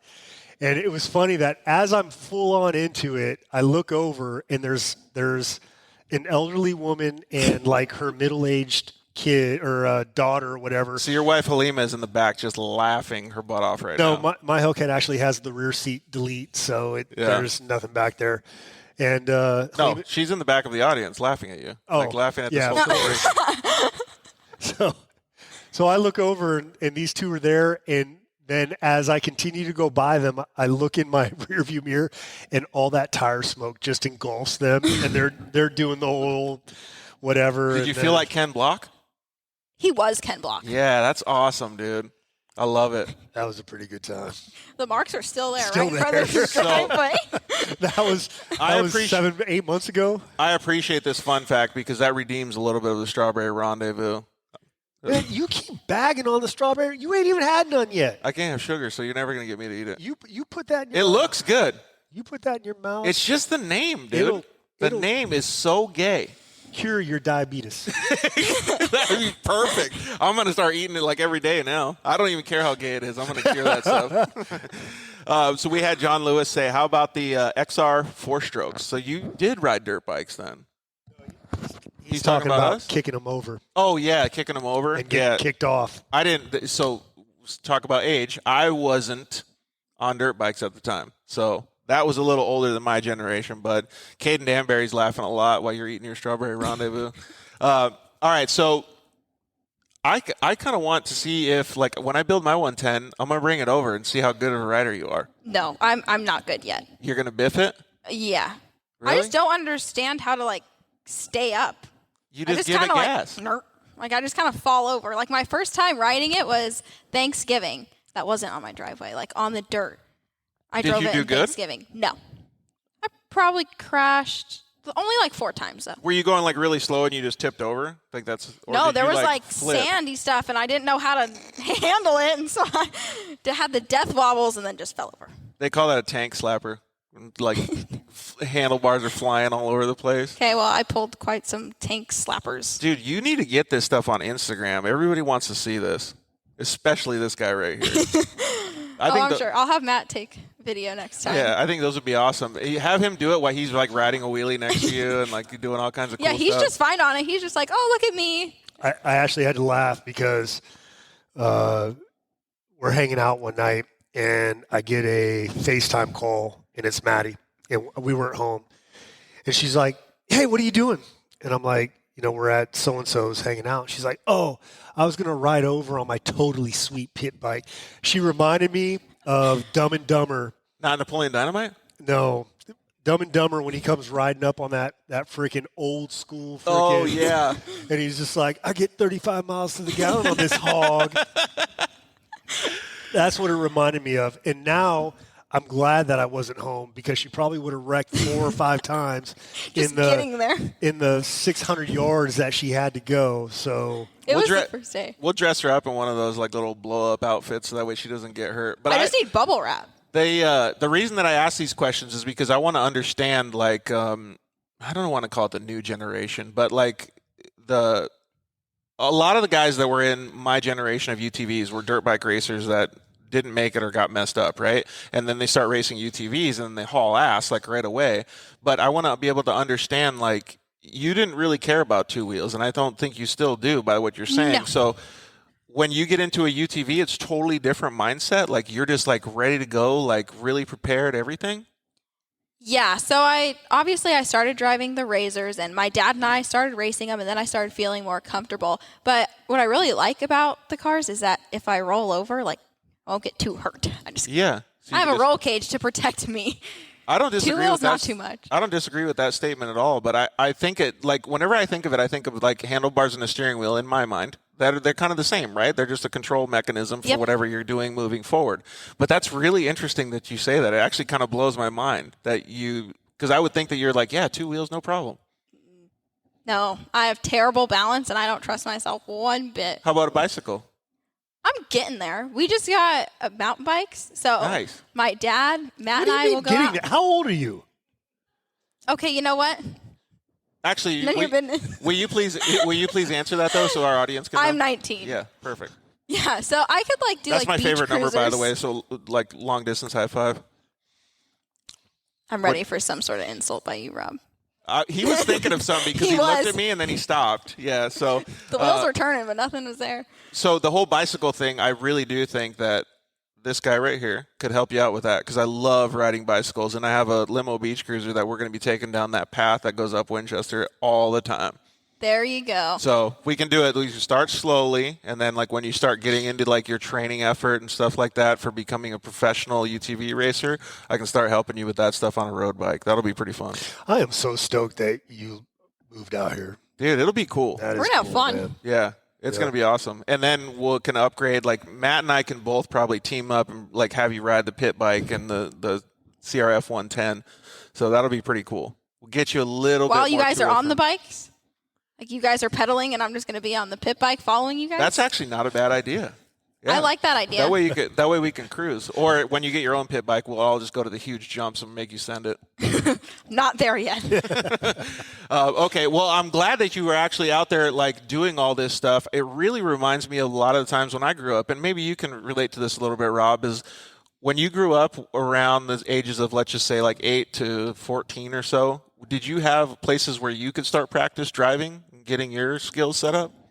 Yeah, so, I grew up in Sonoma County, and just where I grew up was right next to the Sonoma County Fairgrounds. And so it had a huge parking lot that was half dirt, half asphalt. And actually, that's where I learned to ride dirt bikes. That's where, I would steal The whole deal? I would steal somebody's car and then head over there and drive around.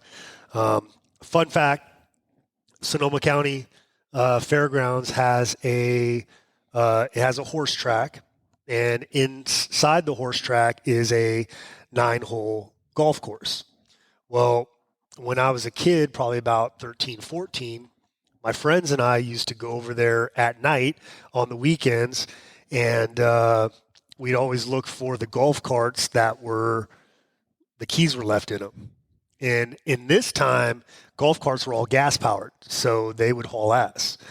And then, being little jerks that we were, we would then find one, take it out onto the golf course, and just drive them around, rip up the greens because we didn't know any better. And I remember one time we found one that had the cage on it, the one that is out there sweeping up the golf balls and people are trying to hit and whatnot. And I'm cruising this thing. And my buddy Keith is with me, and Keith's like, "Hey, can I drive?" And I'm like, "No, dude, it's like this thing's really top heavy, and I'm just worried that you'd flip it." Yeah. As soon as those words came out of my mouth, we came flying off of this ledge, hit the ground. I cut it too sharp, slammed down. He comes crushing down on top of me. Now I'm pinned between the cage of this thing. He's on top of me. I can't move. He finally had to get up. Thank God he was Clearly, a power safety lifter. was a huge concern at this Huge time. concern for us. Yeah. And he ended up picking that thing up and getting it off. Like of World's us. Strongest And- Man kind of picking it Oh, up. my God. Yeah, it was. Yeah, thank you, Keith. Do you have any fun fact stories like that? She used to steal her dad's bug when she was 14. And I've had a ton of fun facts this entire time. It kind of sounds like she's a better driver than you, though, because she didn't have any Than crashes Rob? like that. I am That's not saying much. denying any of that. So, obviously, there was some love for off-road, and it's pretty cool to see that because your passion for off-road now is, like, undeniable. You want to go racing all the time, but what were all those, like, learning things that you learned? Like, maybe you could just give us one fun fact of something that you learned in the beginning of the racing stuff, had a smile on your face at the races, how important it was to win, how unimportant it was to win, like something that you learned right away before you started taking it as a professional opportunity. Well, when my dad and I first started racing together, we weren't doing it competitively. We were just doing it to, have a good time and just see how we did. It was fun to get all of our family together. So your dad didn't race before that? He'd raced one race before. Okay. But so other it truly than that, was a father-daughter experience. Yeah, it was new together. for the both of us, and I was so young that, That's awesome. it was a ton of fun. So we started off really, not taking it super serious, but it was fun because my grandparents would come out, my cousins would come out. Every time we would have a huge group of people that were just out there just to have fun and enjoy it because we all love off-roading. So it was always very fun in the start, but I still have fun to this day. That starting off and not being super competitive taught me, like, no matter what, at the end of the day, be proud of what you did. And if you finish, and knock on wood, I've finished every off-road race I've entered. So, yeah. That is actually fun fact. good. There you go. There's wood right there if you need to knock on it. But, yeah, that's super cool. And the appreciation level that you have is awesome. What? What do you mean? Rob's got a fun fact, too. I can see this car is so badass in the background. I can see your guys' reflection. So even if you guys turn away, I can totally see what you guys are doing. Lakeside Speed and Shine. It's really shine. Elsinore GP. I still finished. Did you tip Did you over? really? I believe so. No. I believe we pushed it, didn't we? Whoa. So she enters. Did we finish? Wow. Oh, sorry. Short course races, I don't finish. Desert fun races, fact, I Maddie's do. a liar. Oh. Fun fact, Maddie's a liar. All right. Yeah, no, short course, I'm terrible at short course. I just wreck it. It's pretty clear that you and Rob have a good relationship, but I feel like he's right in this one. That you, Don't take you his may- side. you may have- Don't boost it. You may have fibbed Don't a little support bit on it. this one. But I let's, said desert race, not short course. But let me throw this out. It's. I think you were driving the 900 At Lake the, Elsinore? the Lake Elsinore. No, that was my Danielle's old car. Ah. That was my very first race, short course race. We're talking And- about some perseverance then if she had to push it across the line. So this is what's Sorry. this is why I admire her is because she's coming around, and I can't remember where she was at in the laps or anything, but all of a sudden she has a car issue. It's not working, and my phone rings, and I look at it, and it's Maddie. Where's my dad? I have no idea.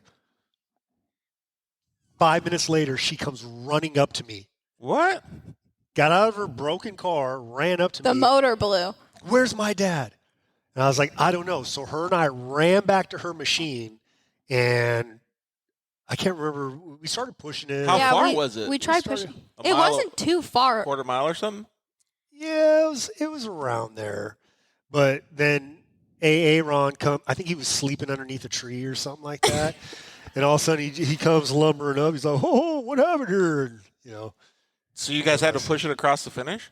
No, I don't think. We pushed it, and then it was like a live race course. So they told us Oh, yeah, get outta this here. is dangerous. You guys need to Yeah. go. But Yeah. we tried pushing. Then I kind of remember like somebody came up and we hooked up and pulled you off the course or something. We I did, can't yeah. remember. I can't remember. I don't even remember what I had for breakfast this morning. So. Dude, that's a crazy story, though. Like, I can't believe that you ran that far. But then Sarah gave her the hardcore award yeah. Nice. for doing that. Sarah Price? Yeah. Yeah. Wow, that's pretty cool. That is some, trying to see if you could finish the race. Was it just because you were naive, like you didn't know any better, and you were just like, well, I'm going to go find it and see if we can get this thing all across the finish line, or were you just like, No, I got to find him because I don't know what to do? Is that really No, naive? I just wanted. I don't know. That's what I'm saying. Like, I don't know what she's But if thinking somebody's at the time. mentality was like that, is that really naive, or is that just hardcore? Honestly, I have no idea. Like, I don't know what she's thinking at the time. Like, was it her first race? Like, I don't know. No, it wasn't my first race ever. It was my first short course race. Okay. But no, I wanted to get to the finish. Like, Got it. That's always my goal when I start is no matter what, I'm getting to the finish line. That's cool. Like, nothing's going to stop us. Yeah, and that's the reason I asked that question, because I have no idea what's going on in her mind. And there's a lot of people who just get out and throw their helmet and just bail out, and I didn't know if that was the case. Oh, yeah, no. No, I tried radioing my dad because I first thought I was on fire. So You're not on fire, Ricky Bobby. Well, because the motor blew and smoke is everywhere. So I'm like radioing, like, guys, I think I'm on fire. Come get me. Come get me. She was running up to me, just stop, drop, and roll. And, like, Maddie, what are you doing? Pat me down. I'm on fire. Save me, Oprah Winfrey. And then I couldn't contact them because I tried calling them. And I'm like, okay, who's like the next biggest person in line? Rob. He's huge. He could just help me push. Yeah, that's cool, though. And then we take off, run into her car, and I'm like, Jesus, slow down. What altitude are we at? So.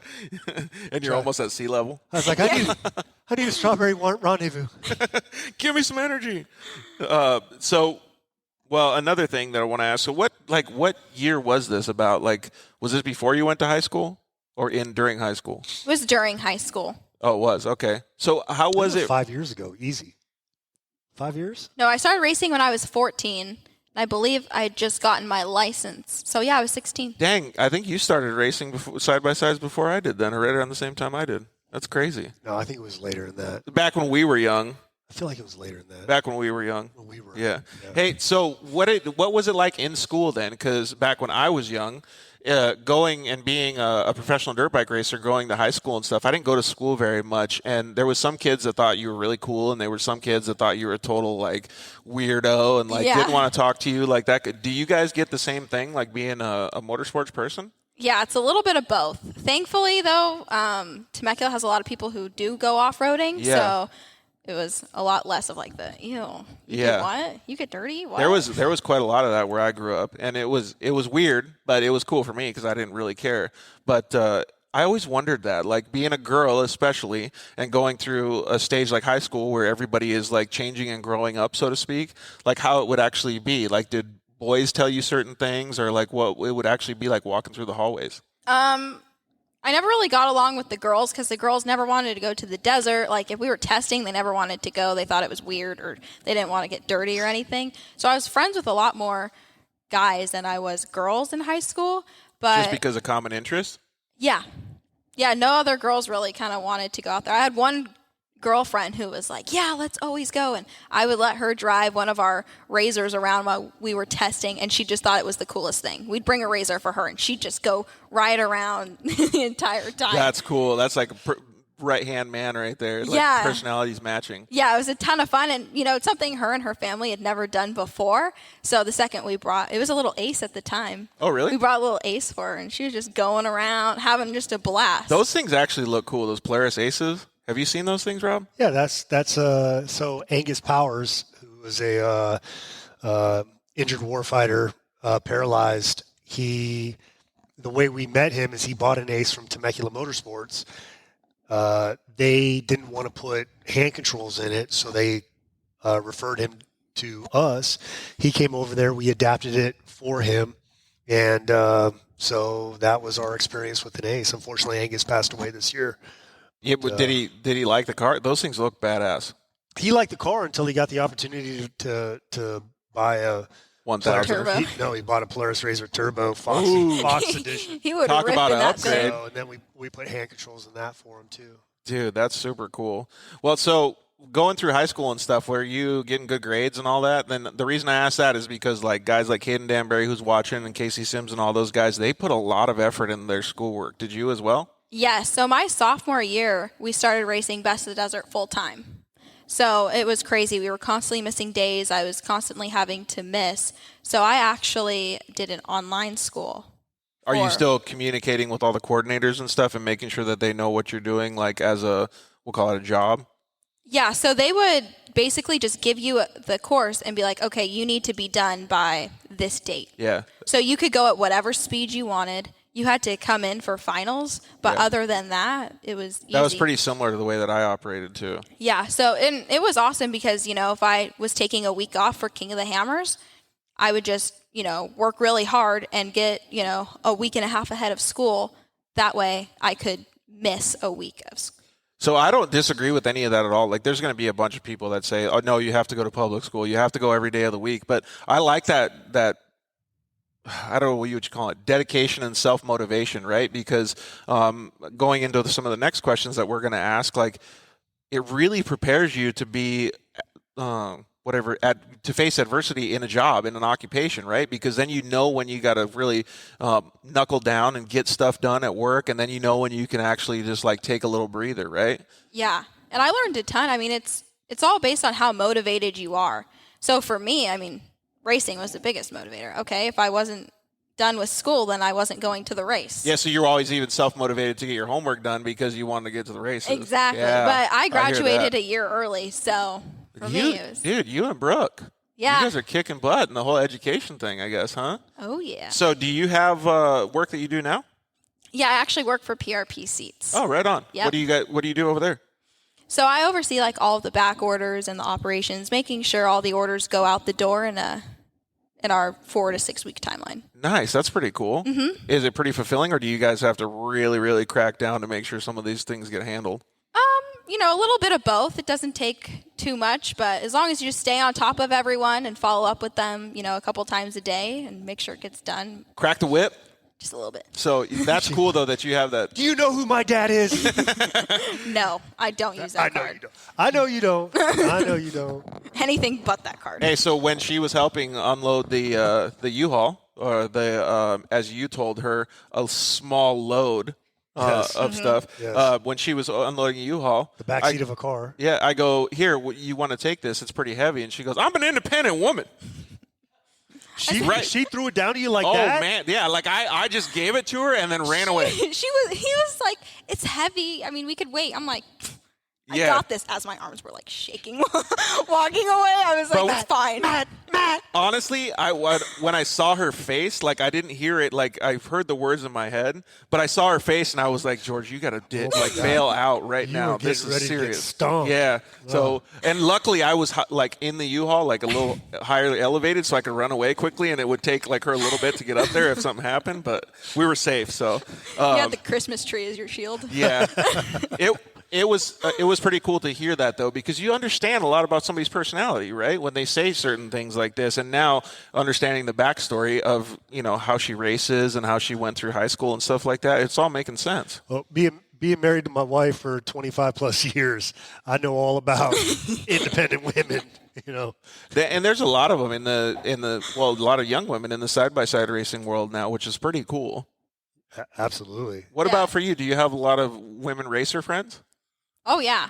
I love talking to them, and most of them I met either at the races or through Instagram. And, I've gotten really close with Sierra Romo, and obviously I met Sarah Price through Instagram, and Danielle Gardner and all, and even Brooke through all Instagram. So it's really cool getting to meet everyone, and everyone's from different towns and states. But there's a lot of similarities, right? Because you all have that same go-getter motivation. Yeah, exactly. And, we could all relate to something. So what's been one of the favorite, like, go-getter moments that you had, like, in your side-by-side racing career, we'll call it? And I'm talking about, like, working on your car, finishing a race when you thought you weren't going to finish, or even winning. Our favorite go-getter.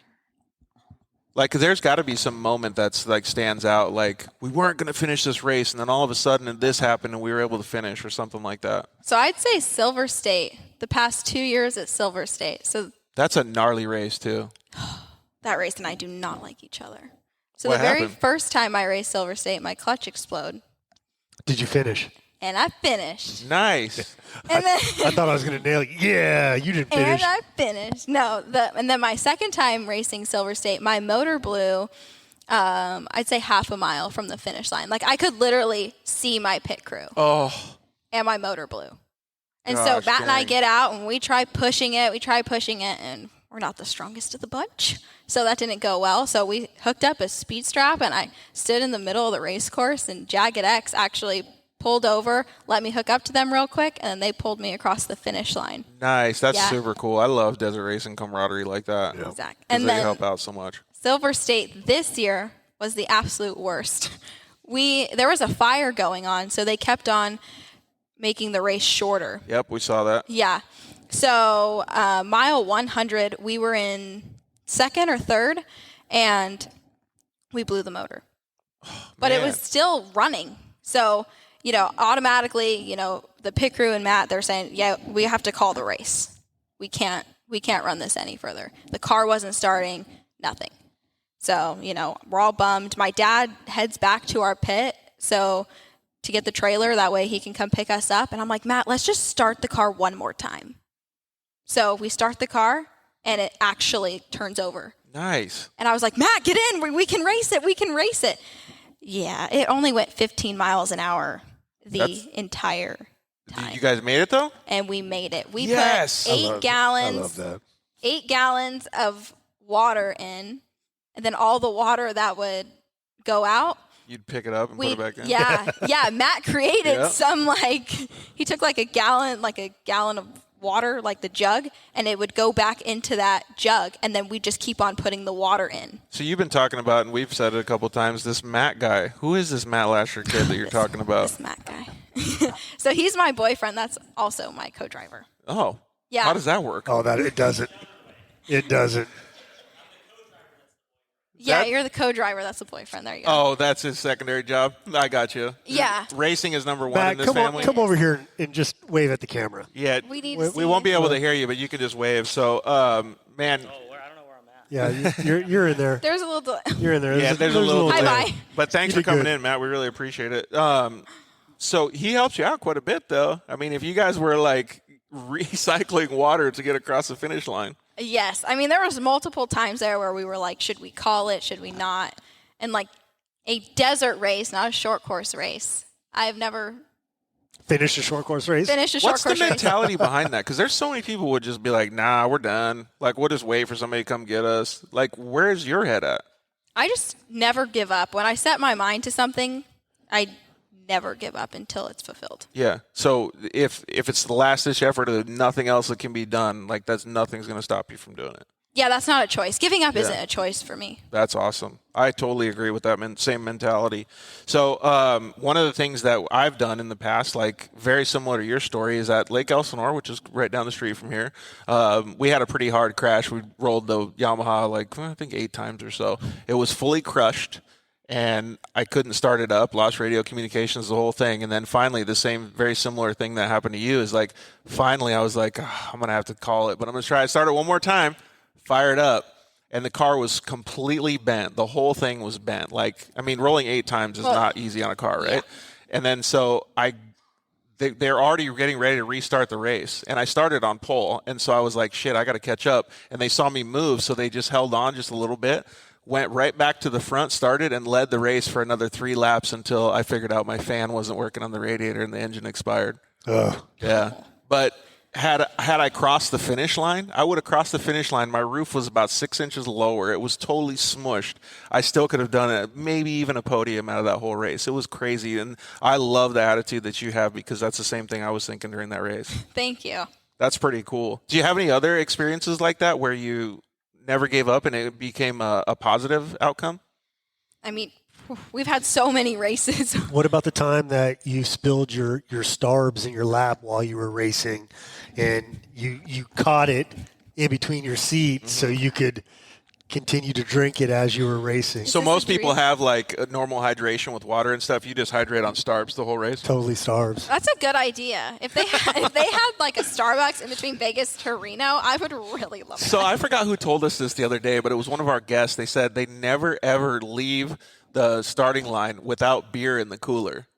Oh, that was my dad. Was it? I'm kidding. No. I was like, wait a minute. I totally believed it for a second. I was like, yeah, that sounds The story right. is completely true because if they break down, and I think it was for King of the Hammers, one of the teams out there. Blake Vandaloo. Probably one of those guys because they know that if they're going to break, they're just going to have fun, have a good time. It doesn't make any difference. So I think their mentality is a little different than yours, but still.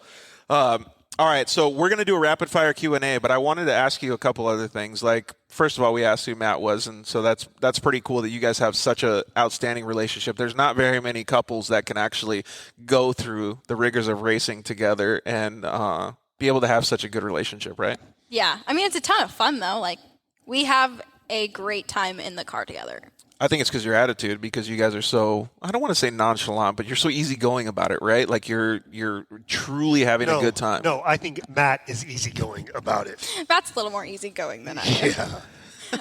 Like before races, I'll be like freaking out, and sometimes he'll have to play like music in our radio. Like he'll turn it on his phone and put it to the speaker. That way I can like think of something else and not the race. Oh, perfect. It's like so nerve-wracking right before waiting in line, staging. That's perfect, though. He knows what she needs to be able to calm down. That's an awesome boyfriend right there. All right, so what are the fun things that you have planned? Because you obviously want to keep excelling in your work and your career and stuff like that. Maybe tell us a little bit about that. Like, what are your goals in your career first before racing? Before racing, so I'm getting a business degree right now. Manufacturing and operations it excites me almost as much as racing. Like I love, I love manufacturing process. I love just. So for anybody that hasn't known Rob, I would say she's a bundle of energy. How about you? That's probably why I get along with her, because she's like my wife, just always just ready to go. Like, calm down, please. Does Halima like Starbucks? I got her some today. Perfect. She is. Baby, hold up that cup, Halima. Baby, come here. So we had a couple people chime in, and this is a perfect time. Sierra Romo says, "Maddie, ? Easy going, doesn't go into the same sentence." All right, so I got a question. Matt is the Dr. Phil in this relationship that's calming you down and letting you like get back to a normal level. Yes, Matt calms Sierra and I both down. So here's my question. Since Sierra and Maddie are friends, if you guys were in the same class and you caught up to Sierra and you were giving her the chirp chirp and she wasn't letting you pass, she needs a gunner on the back of her car with an airsoft. Would you push her out of the way? I would radio into her channel and be like, if you don't move, I'm putting oil on those lashes. I'll take them off. Oh, that's worse than getting That's how girls... That's how worse than getting Oh, nerfed. my God. But she would do the same exact thing. Oh, man. We give each other a hard time all the time. Lucretia just chimed in, too, and she said, yeah, it works great with Eric as a crew chief, but not in the car. So no, he calms me down in the car. That's pretty cool. Just don't let Matt drive. Uh-oh. That's bad news, I guess, huh? Oh, Sierra just came back. She said, that's fighting words. Uh-oh. So what if you guys had to switch? Like, let's just say you weren't feeling that good. Would you let Matt drive to cross the finish line? The never give up attitude? What do you mean if I'm not feeling good? I don't know. Just suck it up. Let's say you had explosive diarrhea. It's going to be one smelly car. You're still driving. Holy cow, Matt's never going to get a chance. Yeah, I would need Matt a new just goes and coat. waits. Matt just goes and waits on the side for somebody to pick him up. He's just sitting on the side of the race course. So, yeah. As he's like this, oh, God. Even though nothing happened to him. All right, so we both know a lot of the same people. You obviously have some awesome people that are watching. Mean girls. Caden. Yeah, Caden actually thinks that you guys are mean, like legit, because you guys keep calling him. What do you guys call Caden? Karen. Yeah. See, so he's mad at you guys for that. It's okay. But Caden's one of the coolest kids on the planet. He's so awesome. We all of us kids, and Brett Carpenter has been a huge person in almost all of our lives, right? So yeah. He's. I wanted to share this story with you because we talked about it in text. Do you have any cool stories about Brett before I share my story? You know, I just met him this year, and he's been nothing but absolutely great to me How'd you and meet to him? the team. Okay, so I was too nervous to introduce myself to Brett. So Rob was like, Maddie, come over here. Meet my new friend, Brett. Oh, did I mention Brett's new position in Polaris? And obviously I do what I can. Brett, I had no idea who you were. So has anybody ever told you? Your dad's probably mentioned it a couple times. It's not about who you it's not about what you do. It's about who you know. Yes. Yeah. I hear that all the time. Yeah, so that's a very, very big thing. And so Brett Carpenter is one of the people that we all know.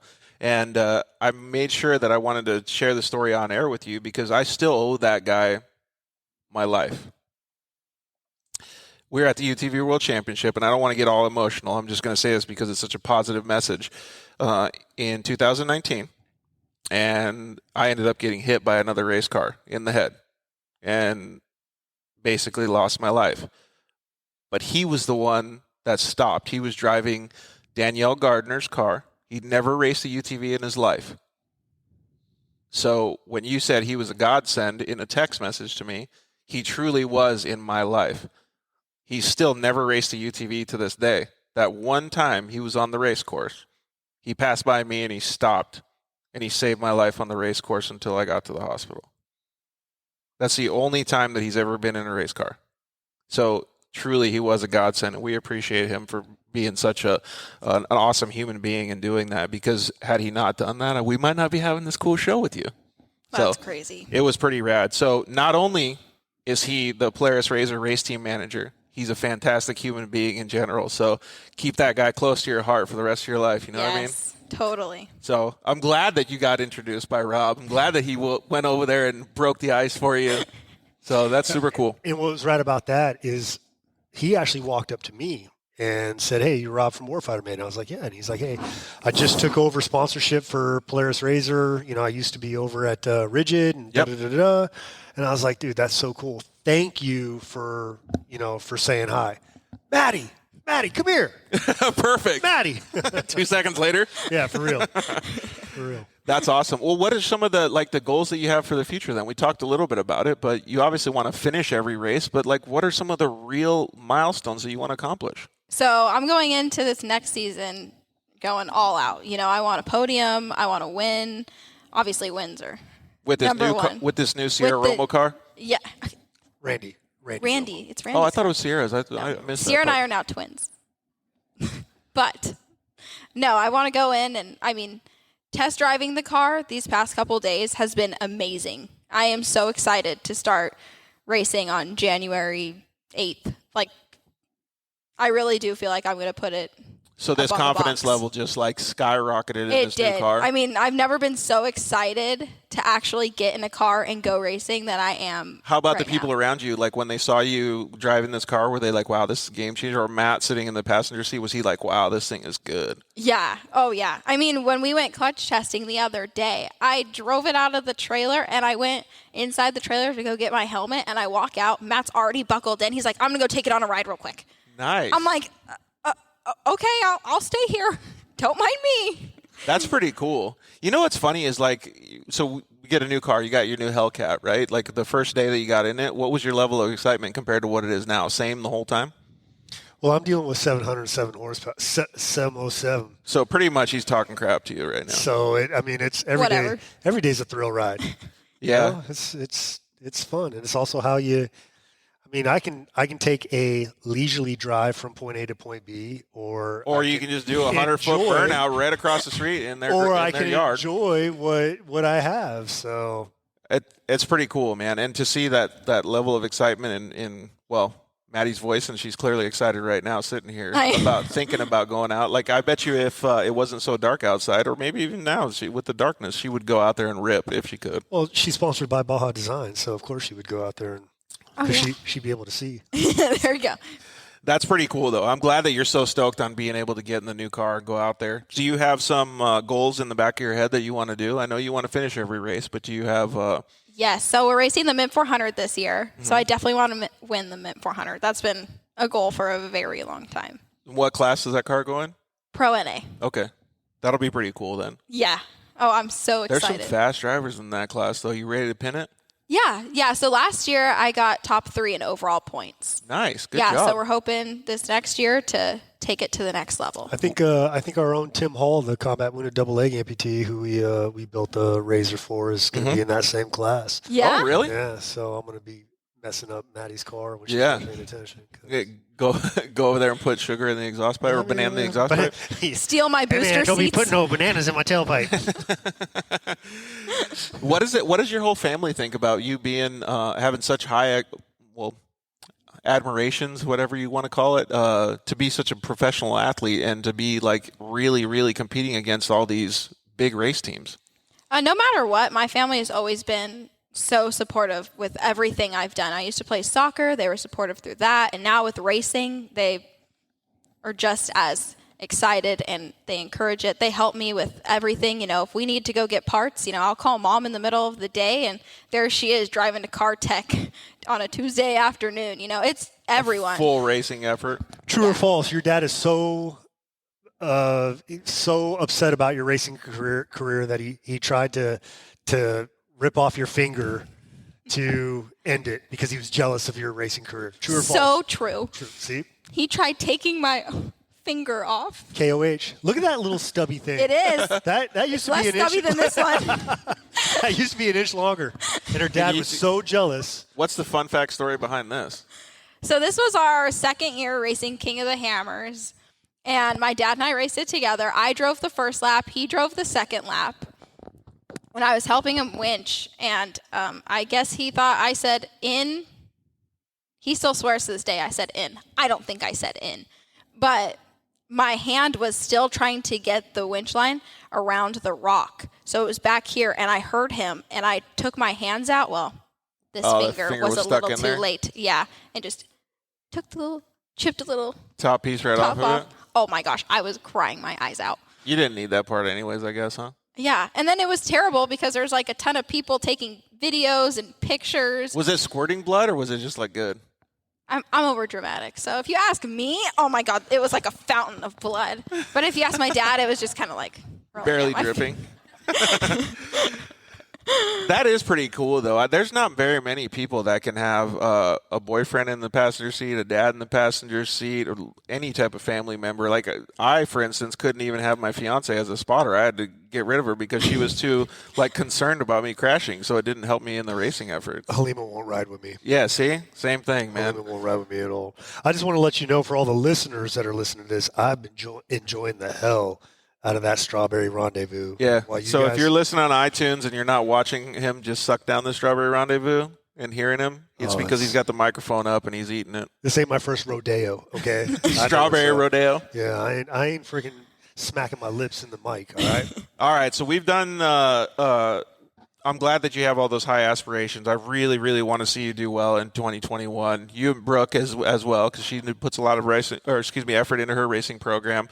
It's going to be really cool to see what you guys do, and to have that same excitement in 2021, like when all this crap has been going on, is really refreshing to see. So I hope our audience members can see how excited you are to do it. Thank you.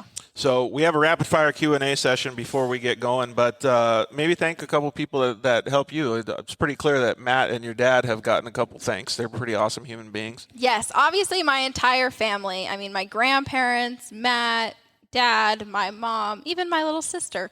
They are the ones who push me. And I thought your little sister me. Was taller than you, though. Okay, my little big sister. Or big little? Which one would it be? I don't know, but she towers over me. Little big. Yeah. I mean, they all help me. And, I mean, all the companies that have backed me since day one, I can't thank any of them enough. And I'm excited for next year. I'm still solidifying a couple more deals. And I think you should be pretty proud of yourself. A lot of the stuff that you're doing is not given to you, right? It's hard work, it's dedication, it's motivation, it's showing your excitement, and you're doing all that. So keep up the good work. Thank you. All right, you ready for this rapid-fire Q&A? Rob has answered most of the questions, but maybe if there's one that slips in that you haven't answered, Rob, you can slide in there too. So, all right, dunes or the river? Ooh. Have you answered that one yet, Rob? I'm a river. You're a river guy? I never was a river guy until literally this year. And then we went to Lake Powell for the first time. I went to Lake Mojave for the first time. So you're committed. And all of a sudden I'm like, I am a bona fide river person. Yeah, sounds like it. Or a lake person. I'm one of those. Put me on a boat with some alcohol. I'm great. I'm probably dunes. I don't know how to drive in the dunes, but it's fun sitting in the passenger seat. Oh, see, she doesn't mind being in the passenger seat. I could totally do passenger seat too. Rob can't. Just in the dunes. Anywhere else is. All right, three-wheeler or quad? Ooh, I haven't drove a three-wheeler, so Ever? probably quad. Ever. You're going quad. It sounds like the less tires she has, the more issues she has. Yeah, I try to have as many is, wheels on the ground as a quad possible. is probably Yeah, like the TRV outside. It's got six. Yeah, Yeah, that should be my daily. yeah, that would be pretty cool. It was funny because she was backing up and she goes, "We're gonna need to move this stuff a little bit out of the way. I'm not the greatest street driver." Yeah, we were leaving. Oh no. That's pretty awesome. Do you watch motocross at all? Yeah, I'll watch Supercross every now and then. Cincerillo or Osborne? Mm. Do you know either? I of them? don't. Wait, Jason Osborne, that's his name, right? No, that's Jason Anderson. Anderson. Zach Osborne. Yep, I don't know either of them. All right, white bike or green bike? White. You're going white bike. All right, so you pick Osborne. Little Smokies or pizza rolls?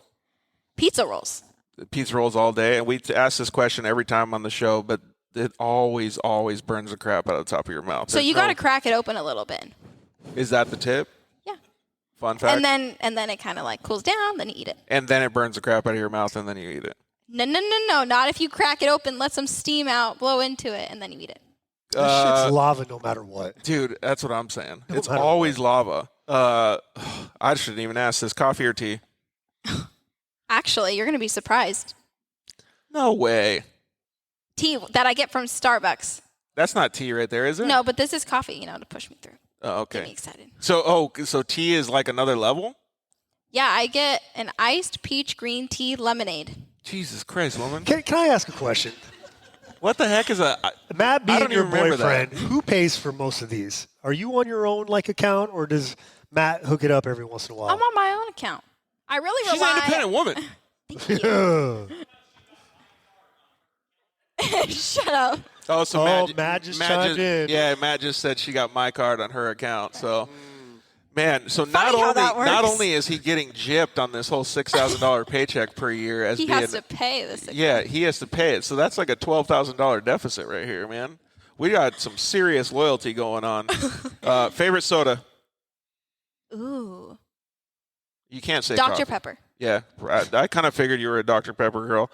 What, my stereotype for Dr. Pepper? No, Yeah, soda's just not.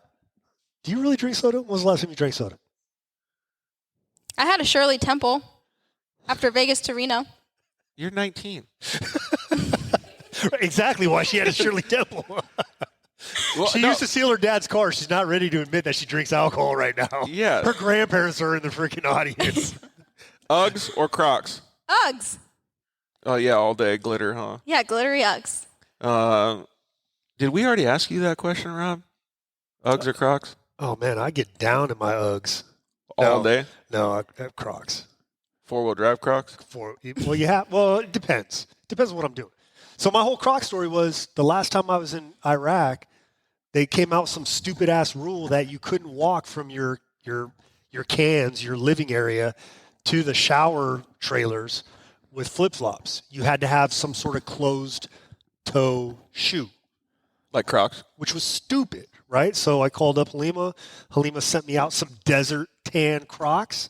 I was styling. Dude, that actually is a good solution, though. Hell yeah. Utilitarian solution. Hey, so Sierra Romo said you should race the turbo class. I agree.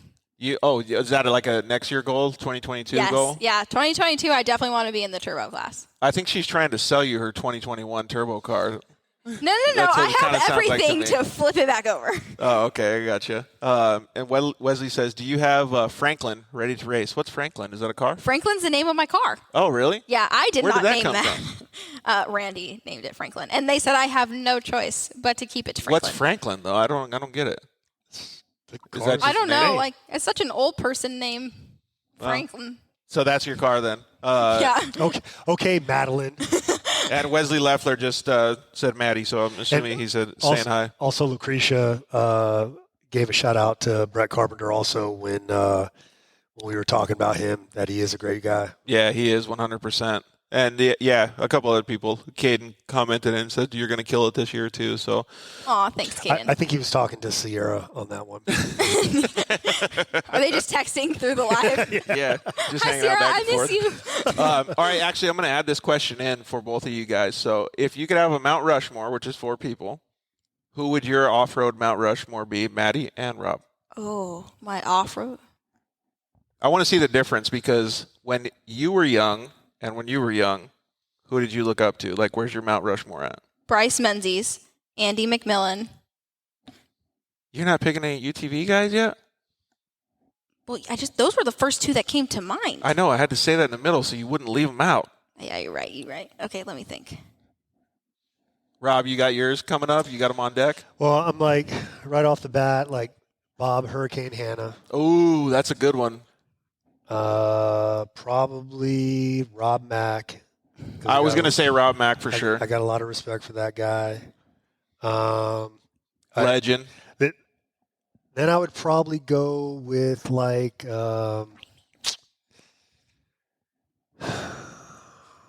dude, there's so many good guys. I mean, we're not even talking about like Walker Evans, Iron Man Stewart. Like, there's so many older guys. Ricky Johnson. Yeah. And I think I would have to throw in Adam Fitza, because Adam Fitza kind of he's going on Mount Rushmore. He introduced me to off-road, so that's like, that's dude. Way to go, Adam. That's kind of like the reason why I would throw him up there. All right, while you're holding on to your last one, who are your last two, Maddie? Okay, Sarah Price. Ooh. And I got to say Kristen Matlock. Nice. All good choices. That's pretty cool. So I'm glad that you have at least one solid UTV person in there, and Sarah kind of came through UTVs a little bit, so that's pretty cool. See, and that's what the difference is, right? Like, the people that we look up to in the different generation gaps. I think it's pretty awesome. So who's your last one? I'll have to come back to that. All right. So if you could have any special superpower, what would it be? I mean, we're talking flying, teleporting, invisible. Oh, invisible for sure. Being able to pound Starbucks way faster. Invisible, because I could make my Starbucks drinks and they wouldn't even know. Ooh.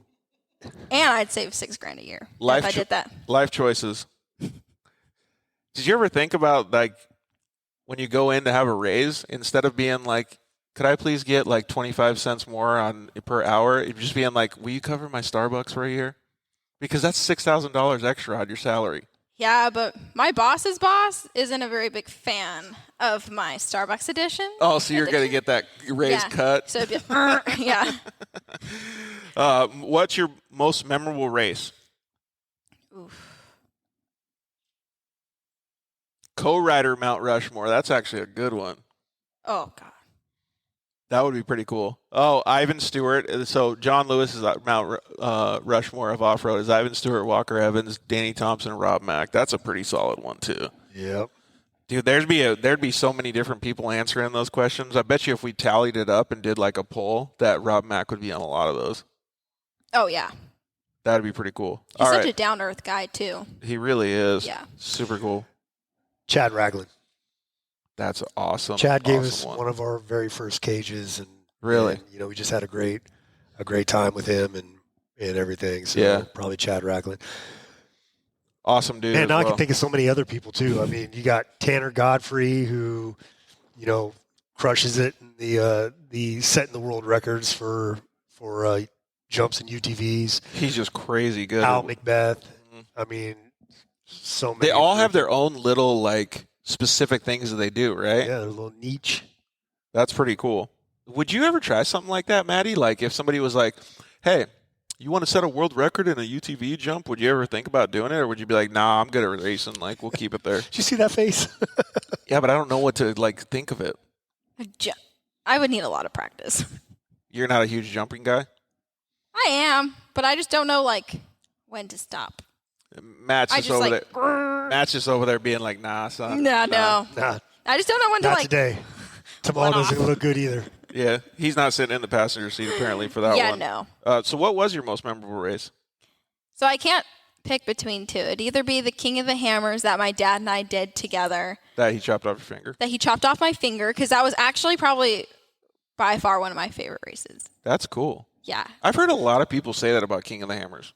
It is so much fun. What did you think about it, Rob, even though you didn't race? I've never raced it, but I always tell everybody, it's like, to be in a race where you have to get out of the vehicle to like winch through an obstacle or to pick a line. Yeah. I don't want to get out of the car. So a bunch of people have actually asked me to be a co-driver in that race. I'm like, no, I'd be horrible. Like, You're an like. Thank you for the offer. It's really like endearing, but like I'd have to switch seats because I wouldn't be the one getting out because I would be very unsuccessful. But I don't know how I would like doing the rocks and stuff. Every time I see the guys in the actual Ultra 4s that are like, yeah, I didn't have to get out of the car once. I'm like, that's who I want to ride with. That guy. That guy. Yeah. Did you have to like do a bunch of that stuff, or were you okay? Oh yeah, the majority of the time, I'm out of the car picking different lines. The first year or the second year that my dad and I raced it, he qualified not so well, kind of towards the bottom of the pack. Sorry, Dad. So we had a lot of people and time to make up once we got to the rocks. So people were already stuck in the main line. Isn't it like a huge bottleneck there, though? Oh yeah, there's bottlenecks everywhere. So it's awesome because then you get to find different lines. You actually have to know how to get around other people and, whole different strategy. It's a whole different ball game, and I love King of the Hammers. I think that would make a most memorable race. What's the second one? The Silver State that Matt and I just did this year. Really? It was that memorable? Yeah, just because it was so like it was miserable and like it was just like a perfect like woohoo moment, like a when team you cross moment. The finish line? Because we both put in a whole bunch of effort. We both never gave up, when all the odds were against us. Right on. Well, let's see. What's the next one? Ooh, this is actually a good one. We already know the answer from Rob. Favorite flavor of ice cream? Ooh. Rocky Road or mint. Ooh, or butter pecan. Both of which are more manly than strawberry rendezvous. Yeah. Dogs or cats? Dogs. But none of them taste as good. As he has strawberry rendezvous going down. Netflix or YouTube? Netflix. Burrito or taco? Taco. Supercross or motocross? Supercross. Short course or desert? Desert. Dang, you're on fire right now. What other form of racing would you like to try? And before you answer, it can be anything. Monster trucks, speedboat racing. Swamp buggies. It could be like Fast and the Furious, like scooters. F1. I'd want to learn rally. Yeah? Yeah, that would be fun to learn rally. Are you getting ready to cut me right now? Because I keep talking about your strawberry rendezvous, whipping out that knife? Bro, it don't bother me. Whew, I just had a little bit of a heart drop moment. Too. Like, did you? You said something he didn't like, and he just took it out. I was like, my knee's getting cut right now. No, I draw happy faces on your knee. So what form did you say? Rally. That's a pretty good one. Like, there's been a couple people that have answered the same thing. Like, what's the reason that rally attracts you? Is it because of the high speed? Is it because of the precision of the driving? Precision. Yeah. Yeah, I think if you learn rally, you would be great at whatever type of racing. Really is, because the amount of focus that you have to have. But do you think the real question in this, Matt would be good at giving you those rally notes? Because you got to be on fire as a navigator. I do. I think if we practice enough, we've actually been trying to learn it and watching a ton of videos on 3 clicks left. How to do it. Yeah, right, exactly. 40. R3. I'm like, So you guys know the lingo now? Because I don't know any of it. I just Yeah, 1 is like, and then 2 is like, and then 3 is like that, 4 is like that, 5 is like that. Well, so I like how her description comes from her hand. It has nothing to do with the voice that's coming out of her mouth. Like, so Matt is clearly the one that's going to have to give the name. Right now, your listeners are like, so, did she just have a seizure? What happened? So if Matt's pointing and she's looking straight and he's just like making click noises with his hand and she's not looking, well, they're going to totally like biff it. So, and that's why he's the co-driver. Thank goodness for Matt over there in the co-driver's seat, right? I do agree with that rally thing, though. It looks so sick. I do think, though, like if I was going to answer that question after flying my first helicopter, thank you, I would probably try like helicopter racing or something like that. I like being on the ground, not Dude, flying. Honestly, if you tried it, you might say something different. It's sick.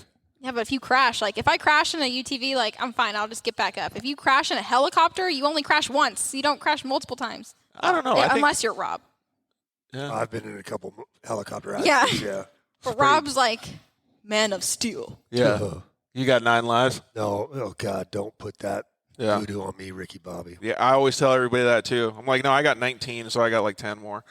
All right, so last question of the night. Chips and guacamole or French fries and ranch? Oh, chips and guacamole. All day, right? All day. Can you believe this little blonde-haired, pasty white gangster sitting next to me is half Mexican? Really? Yeah, that's my mom right there. Where'd she go? She left. She dipped out? Your mom's gone? She abandoned me again. That's hilarious. Again. Now, so yeah, I do understand that her mom's Mexican. She dips out. She goes home early, get up early, have a siesta. Shows up late, leaves early. That's awesome, though. All right, so now that we know that you like chips and guacamole and we're living in the same city, which you called T-Town, the old town I used to live in is called Tucson, so everybody called it T-Town too. So I don't feel too separated. You're going to have to show me where all the good guacamole shops and taco shops are. Oh, yeah. I'm definitely into it. All right, before we get into the outro and thank all of our sponsors, I would like to thank Zollinger Racing Products. It looks like you have some Zollinger Racing products right here, Rob. Well, so after seeing the Dirt Life show and realizing that if I used the Dirt Life code, I could save some sweet, sweet cash, and I got myself some Zollinger Racing products. Those look like high clearance radius rods. High clearance radius rods. Those are the 70-75 ones? Made in the USA. Dude, those things are sick. Show it to the camera, though, because those things are so rad.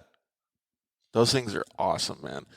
So, yeah, so we're going to outfit a couple of our therapy razors with the little ZRP stuff and call it good. Right on. Well, I'd like to see if we can maybe one of these days talk to Travis and have him maybe help out with some more of the projects you're Too working late. on. I already got everything I need. Perfect. All right. Good job, Travis. We definitely want to thank everybody for joining us tonight. Thank you so much to all of our sponsors. Thank you to Zollinger Racing Products, like Rob just said. Thank you You can use the code DIRTLIFE at ZollingerRacingProducts.com. Thank you to the guys over at KMC Wheels. We know you guys are both Method fans, but thank you very much to Ryan over at KMC Wheels for always supporting the show. KMC is hooked us up. We got a general back there that we built for a double leg amputee on KMCs. Yeah, so they did make fantastic products as well. So, and thank you very much to Ryan Guidus over at EFX Tires. All good people. Thank you very much to Justin over at Shock Therapy for letting me fly his helicopter and supporting the show. So, good guys over there at Shock And support Therapy. Warfighter Made. Yep. And use the code DIRTLIFE. Save yourself some money over there. You can get the same stuff that Rob's using on his cars and what all the top guys like Brandon Sims and everybody are using. So tell them that the Dirt Life sent you.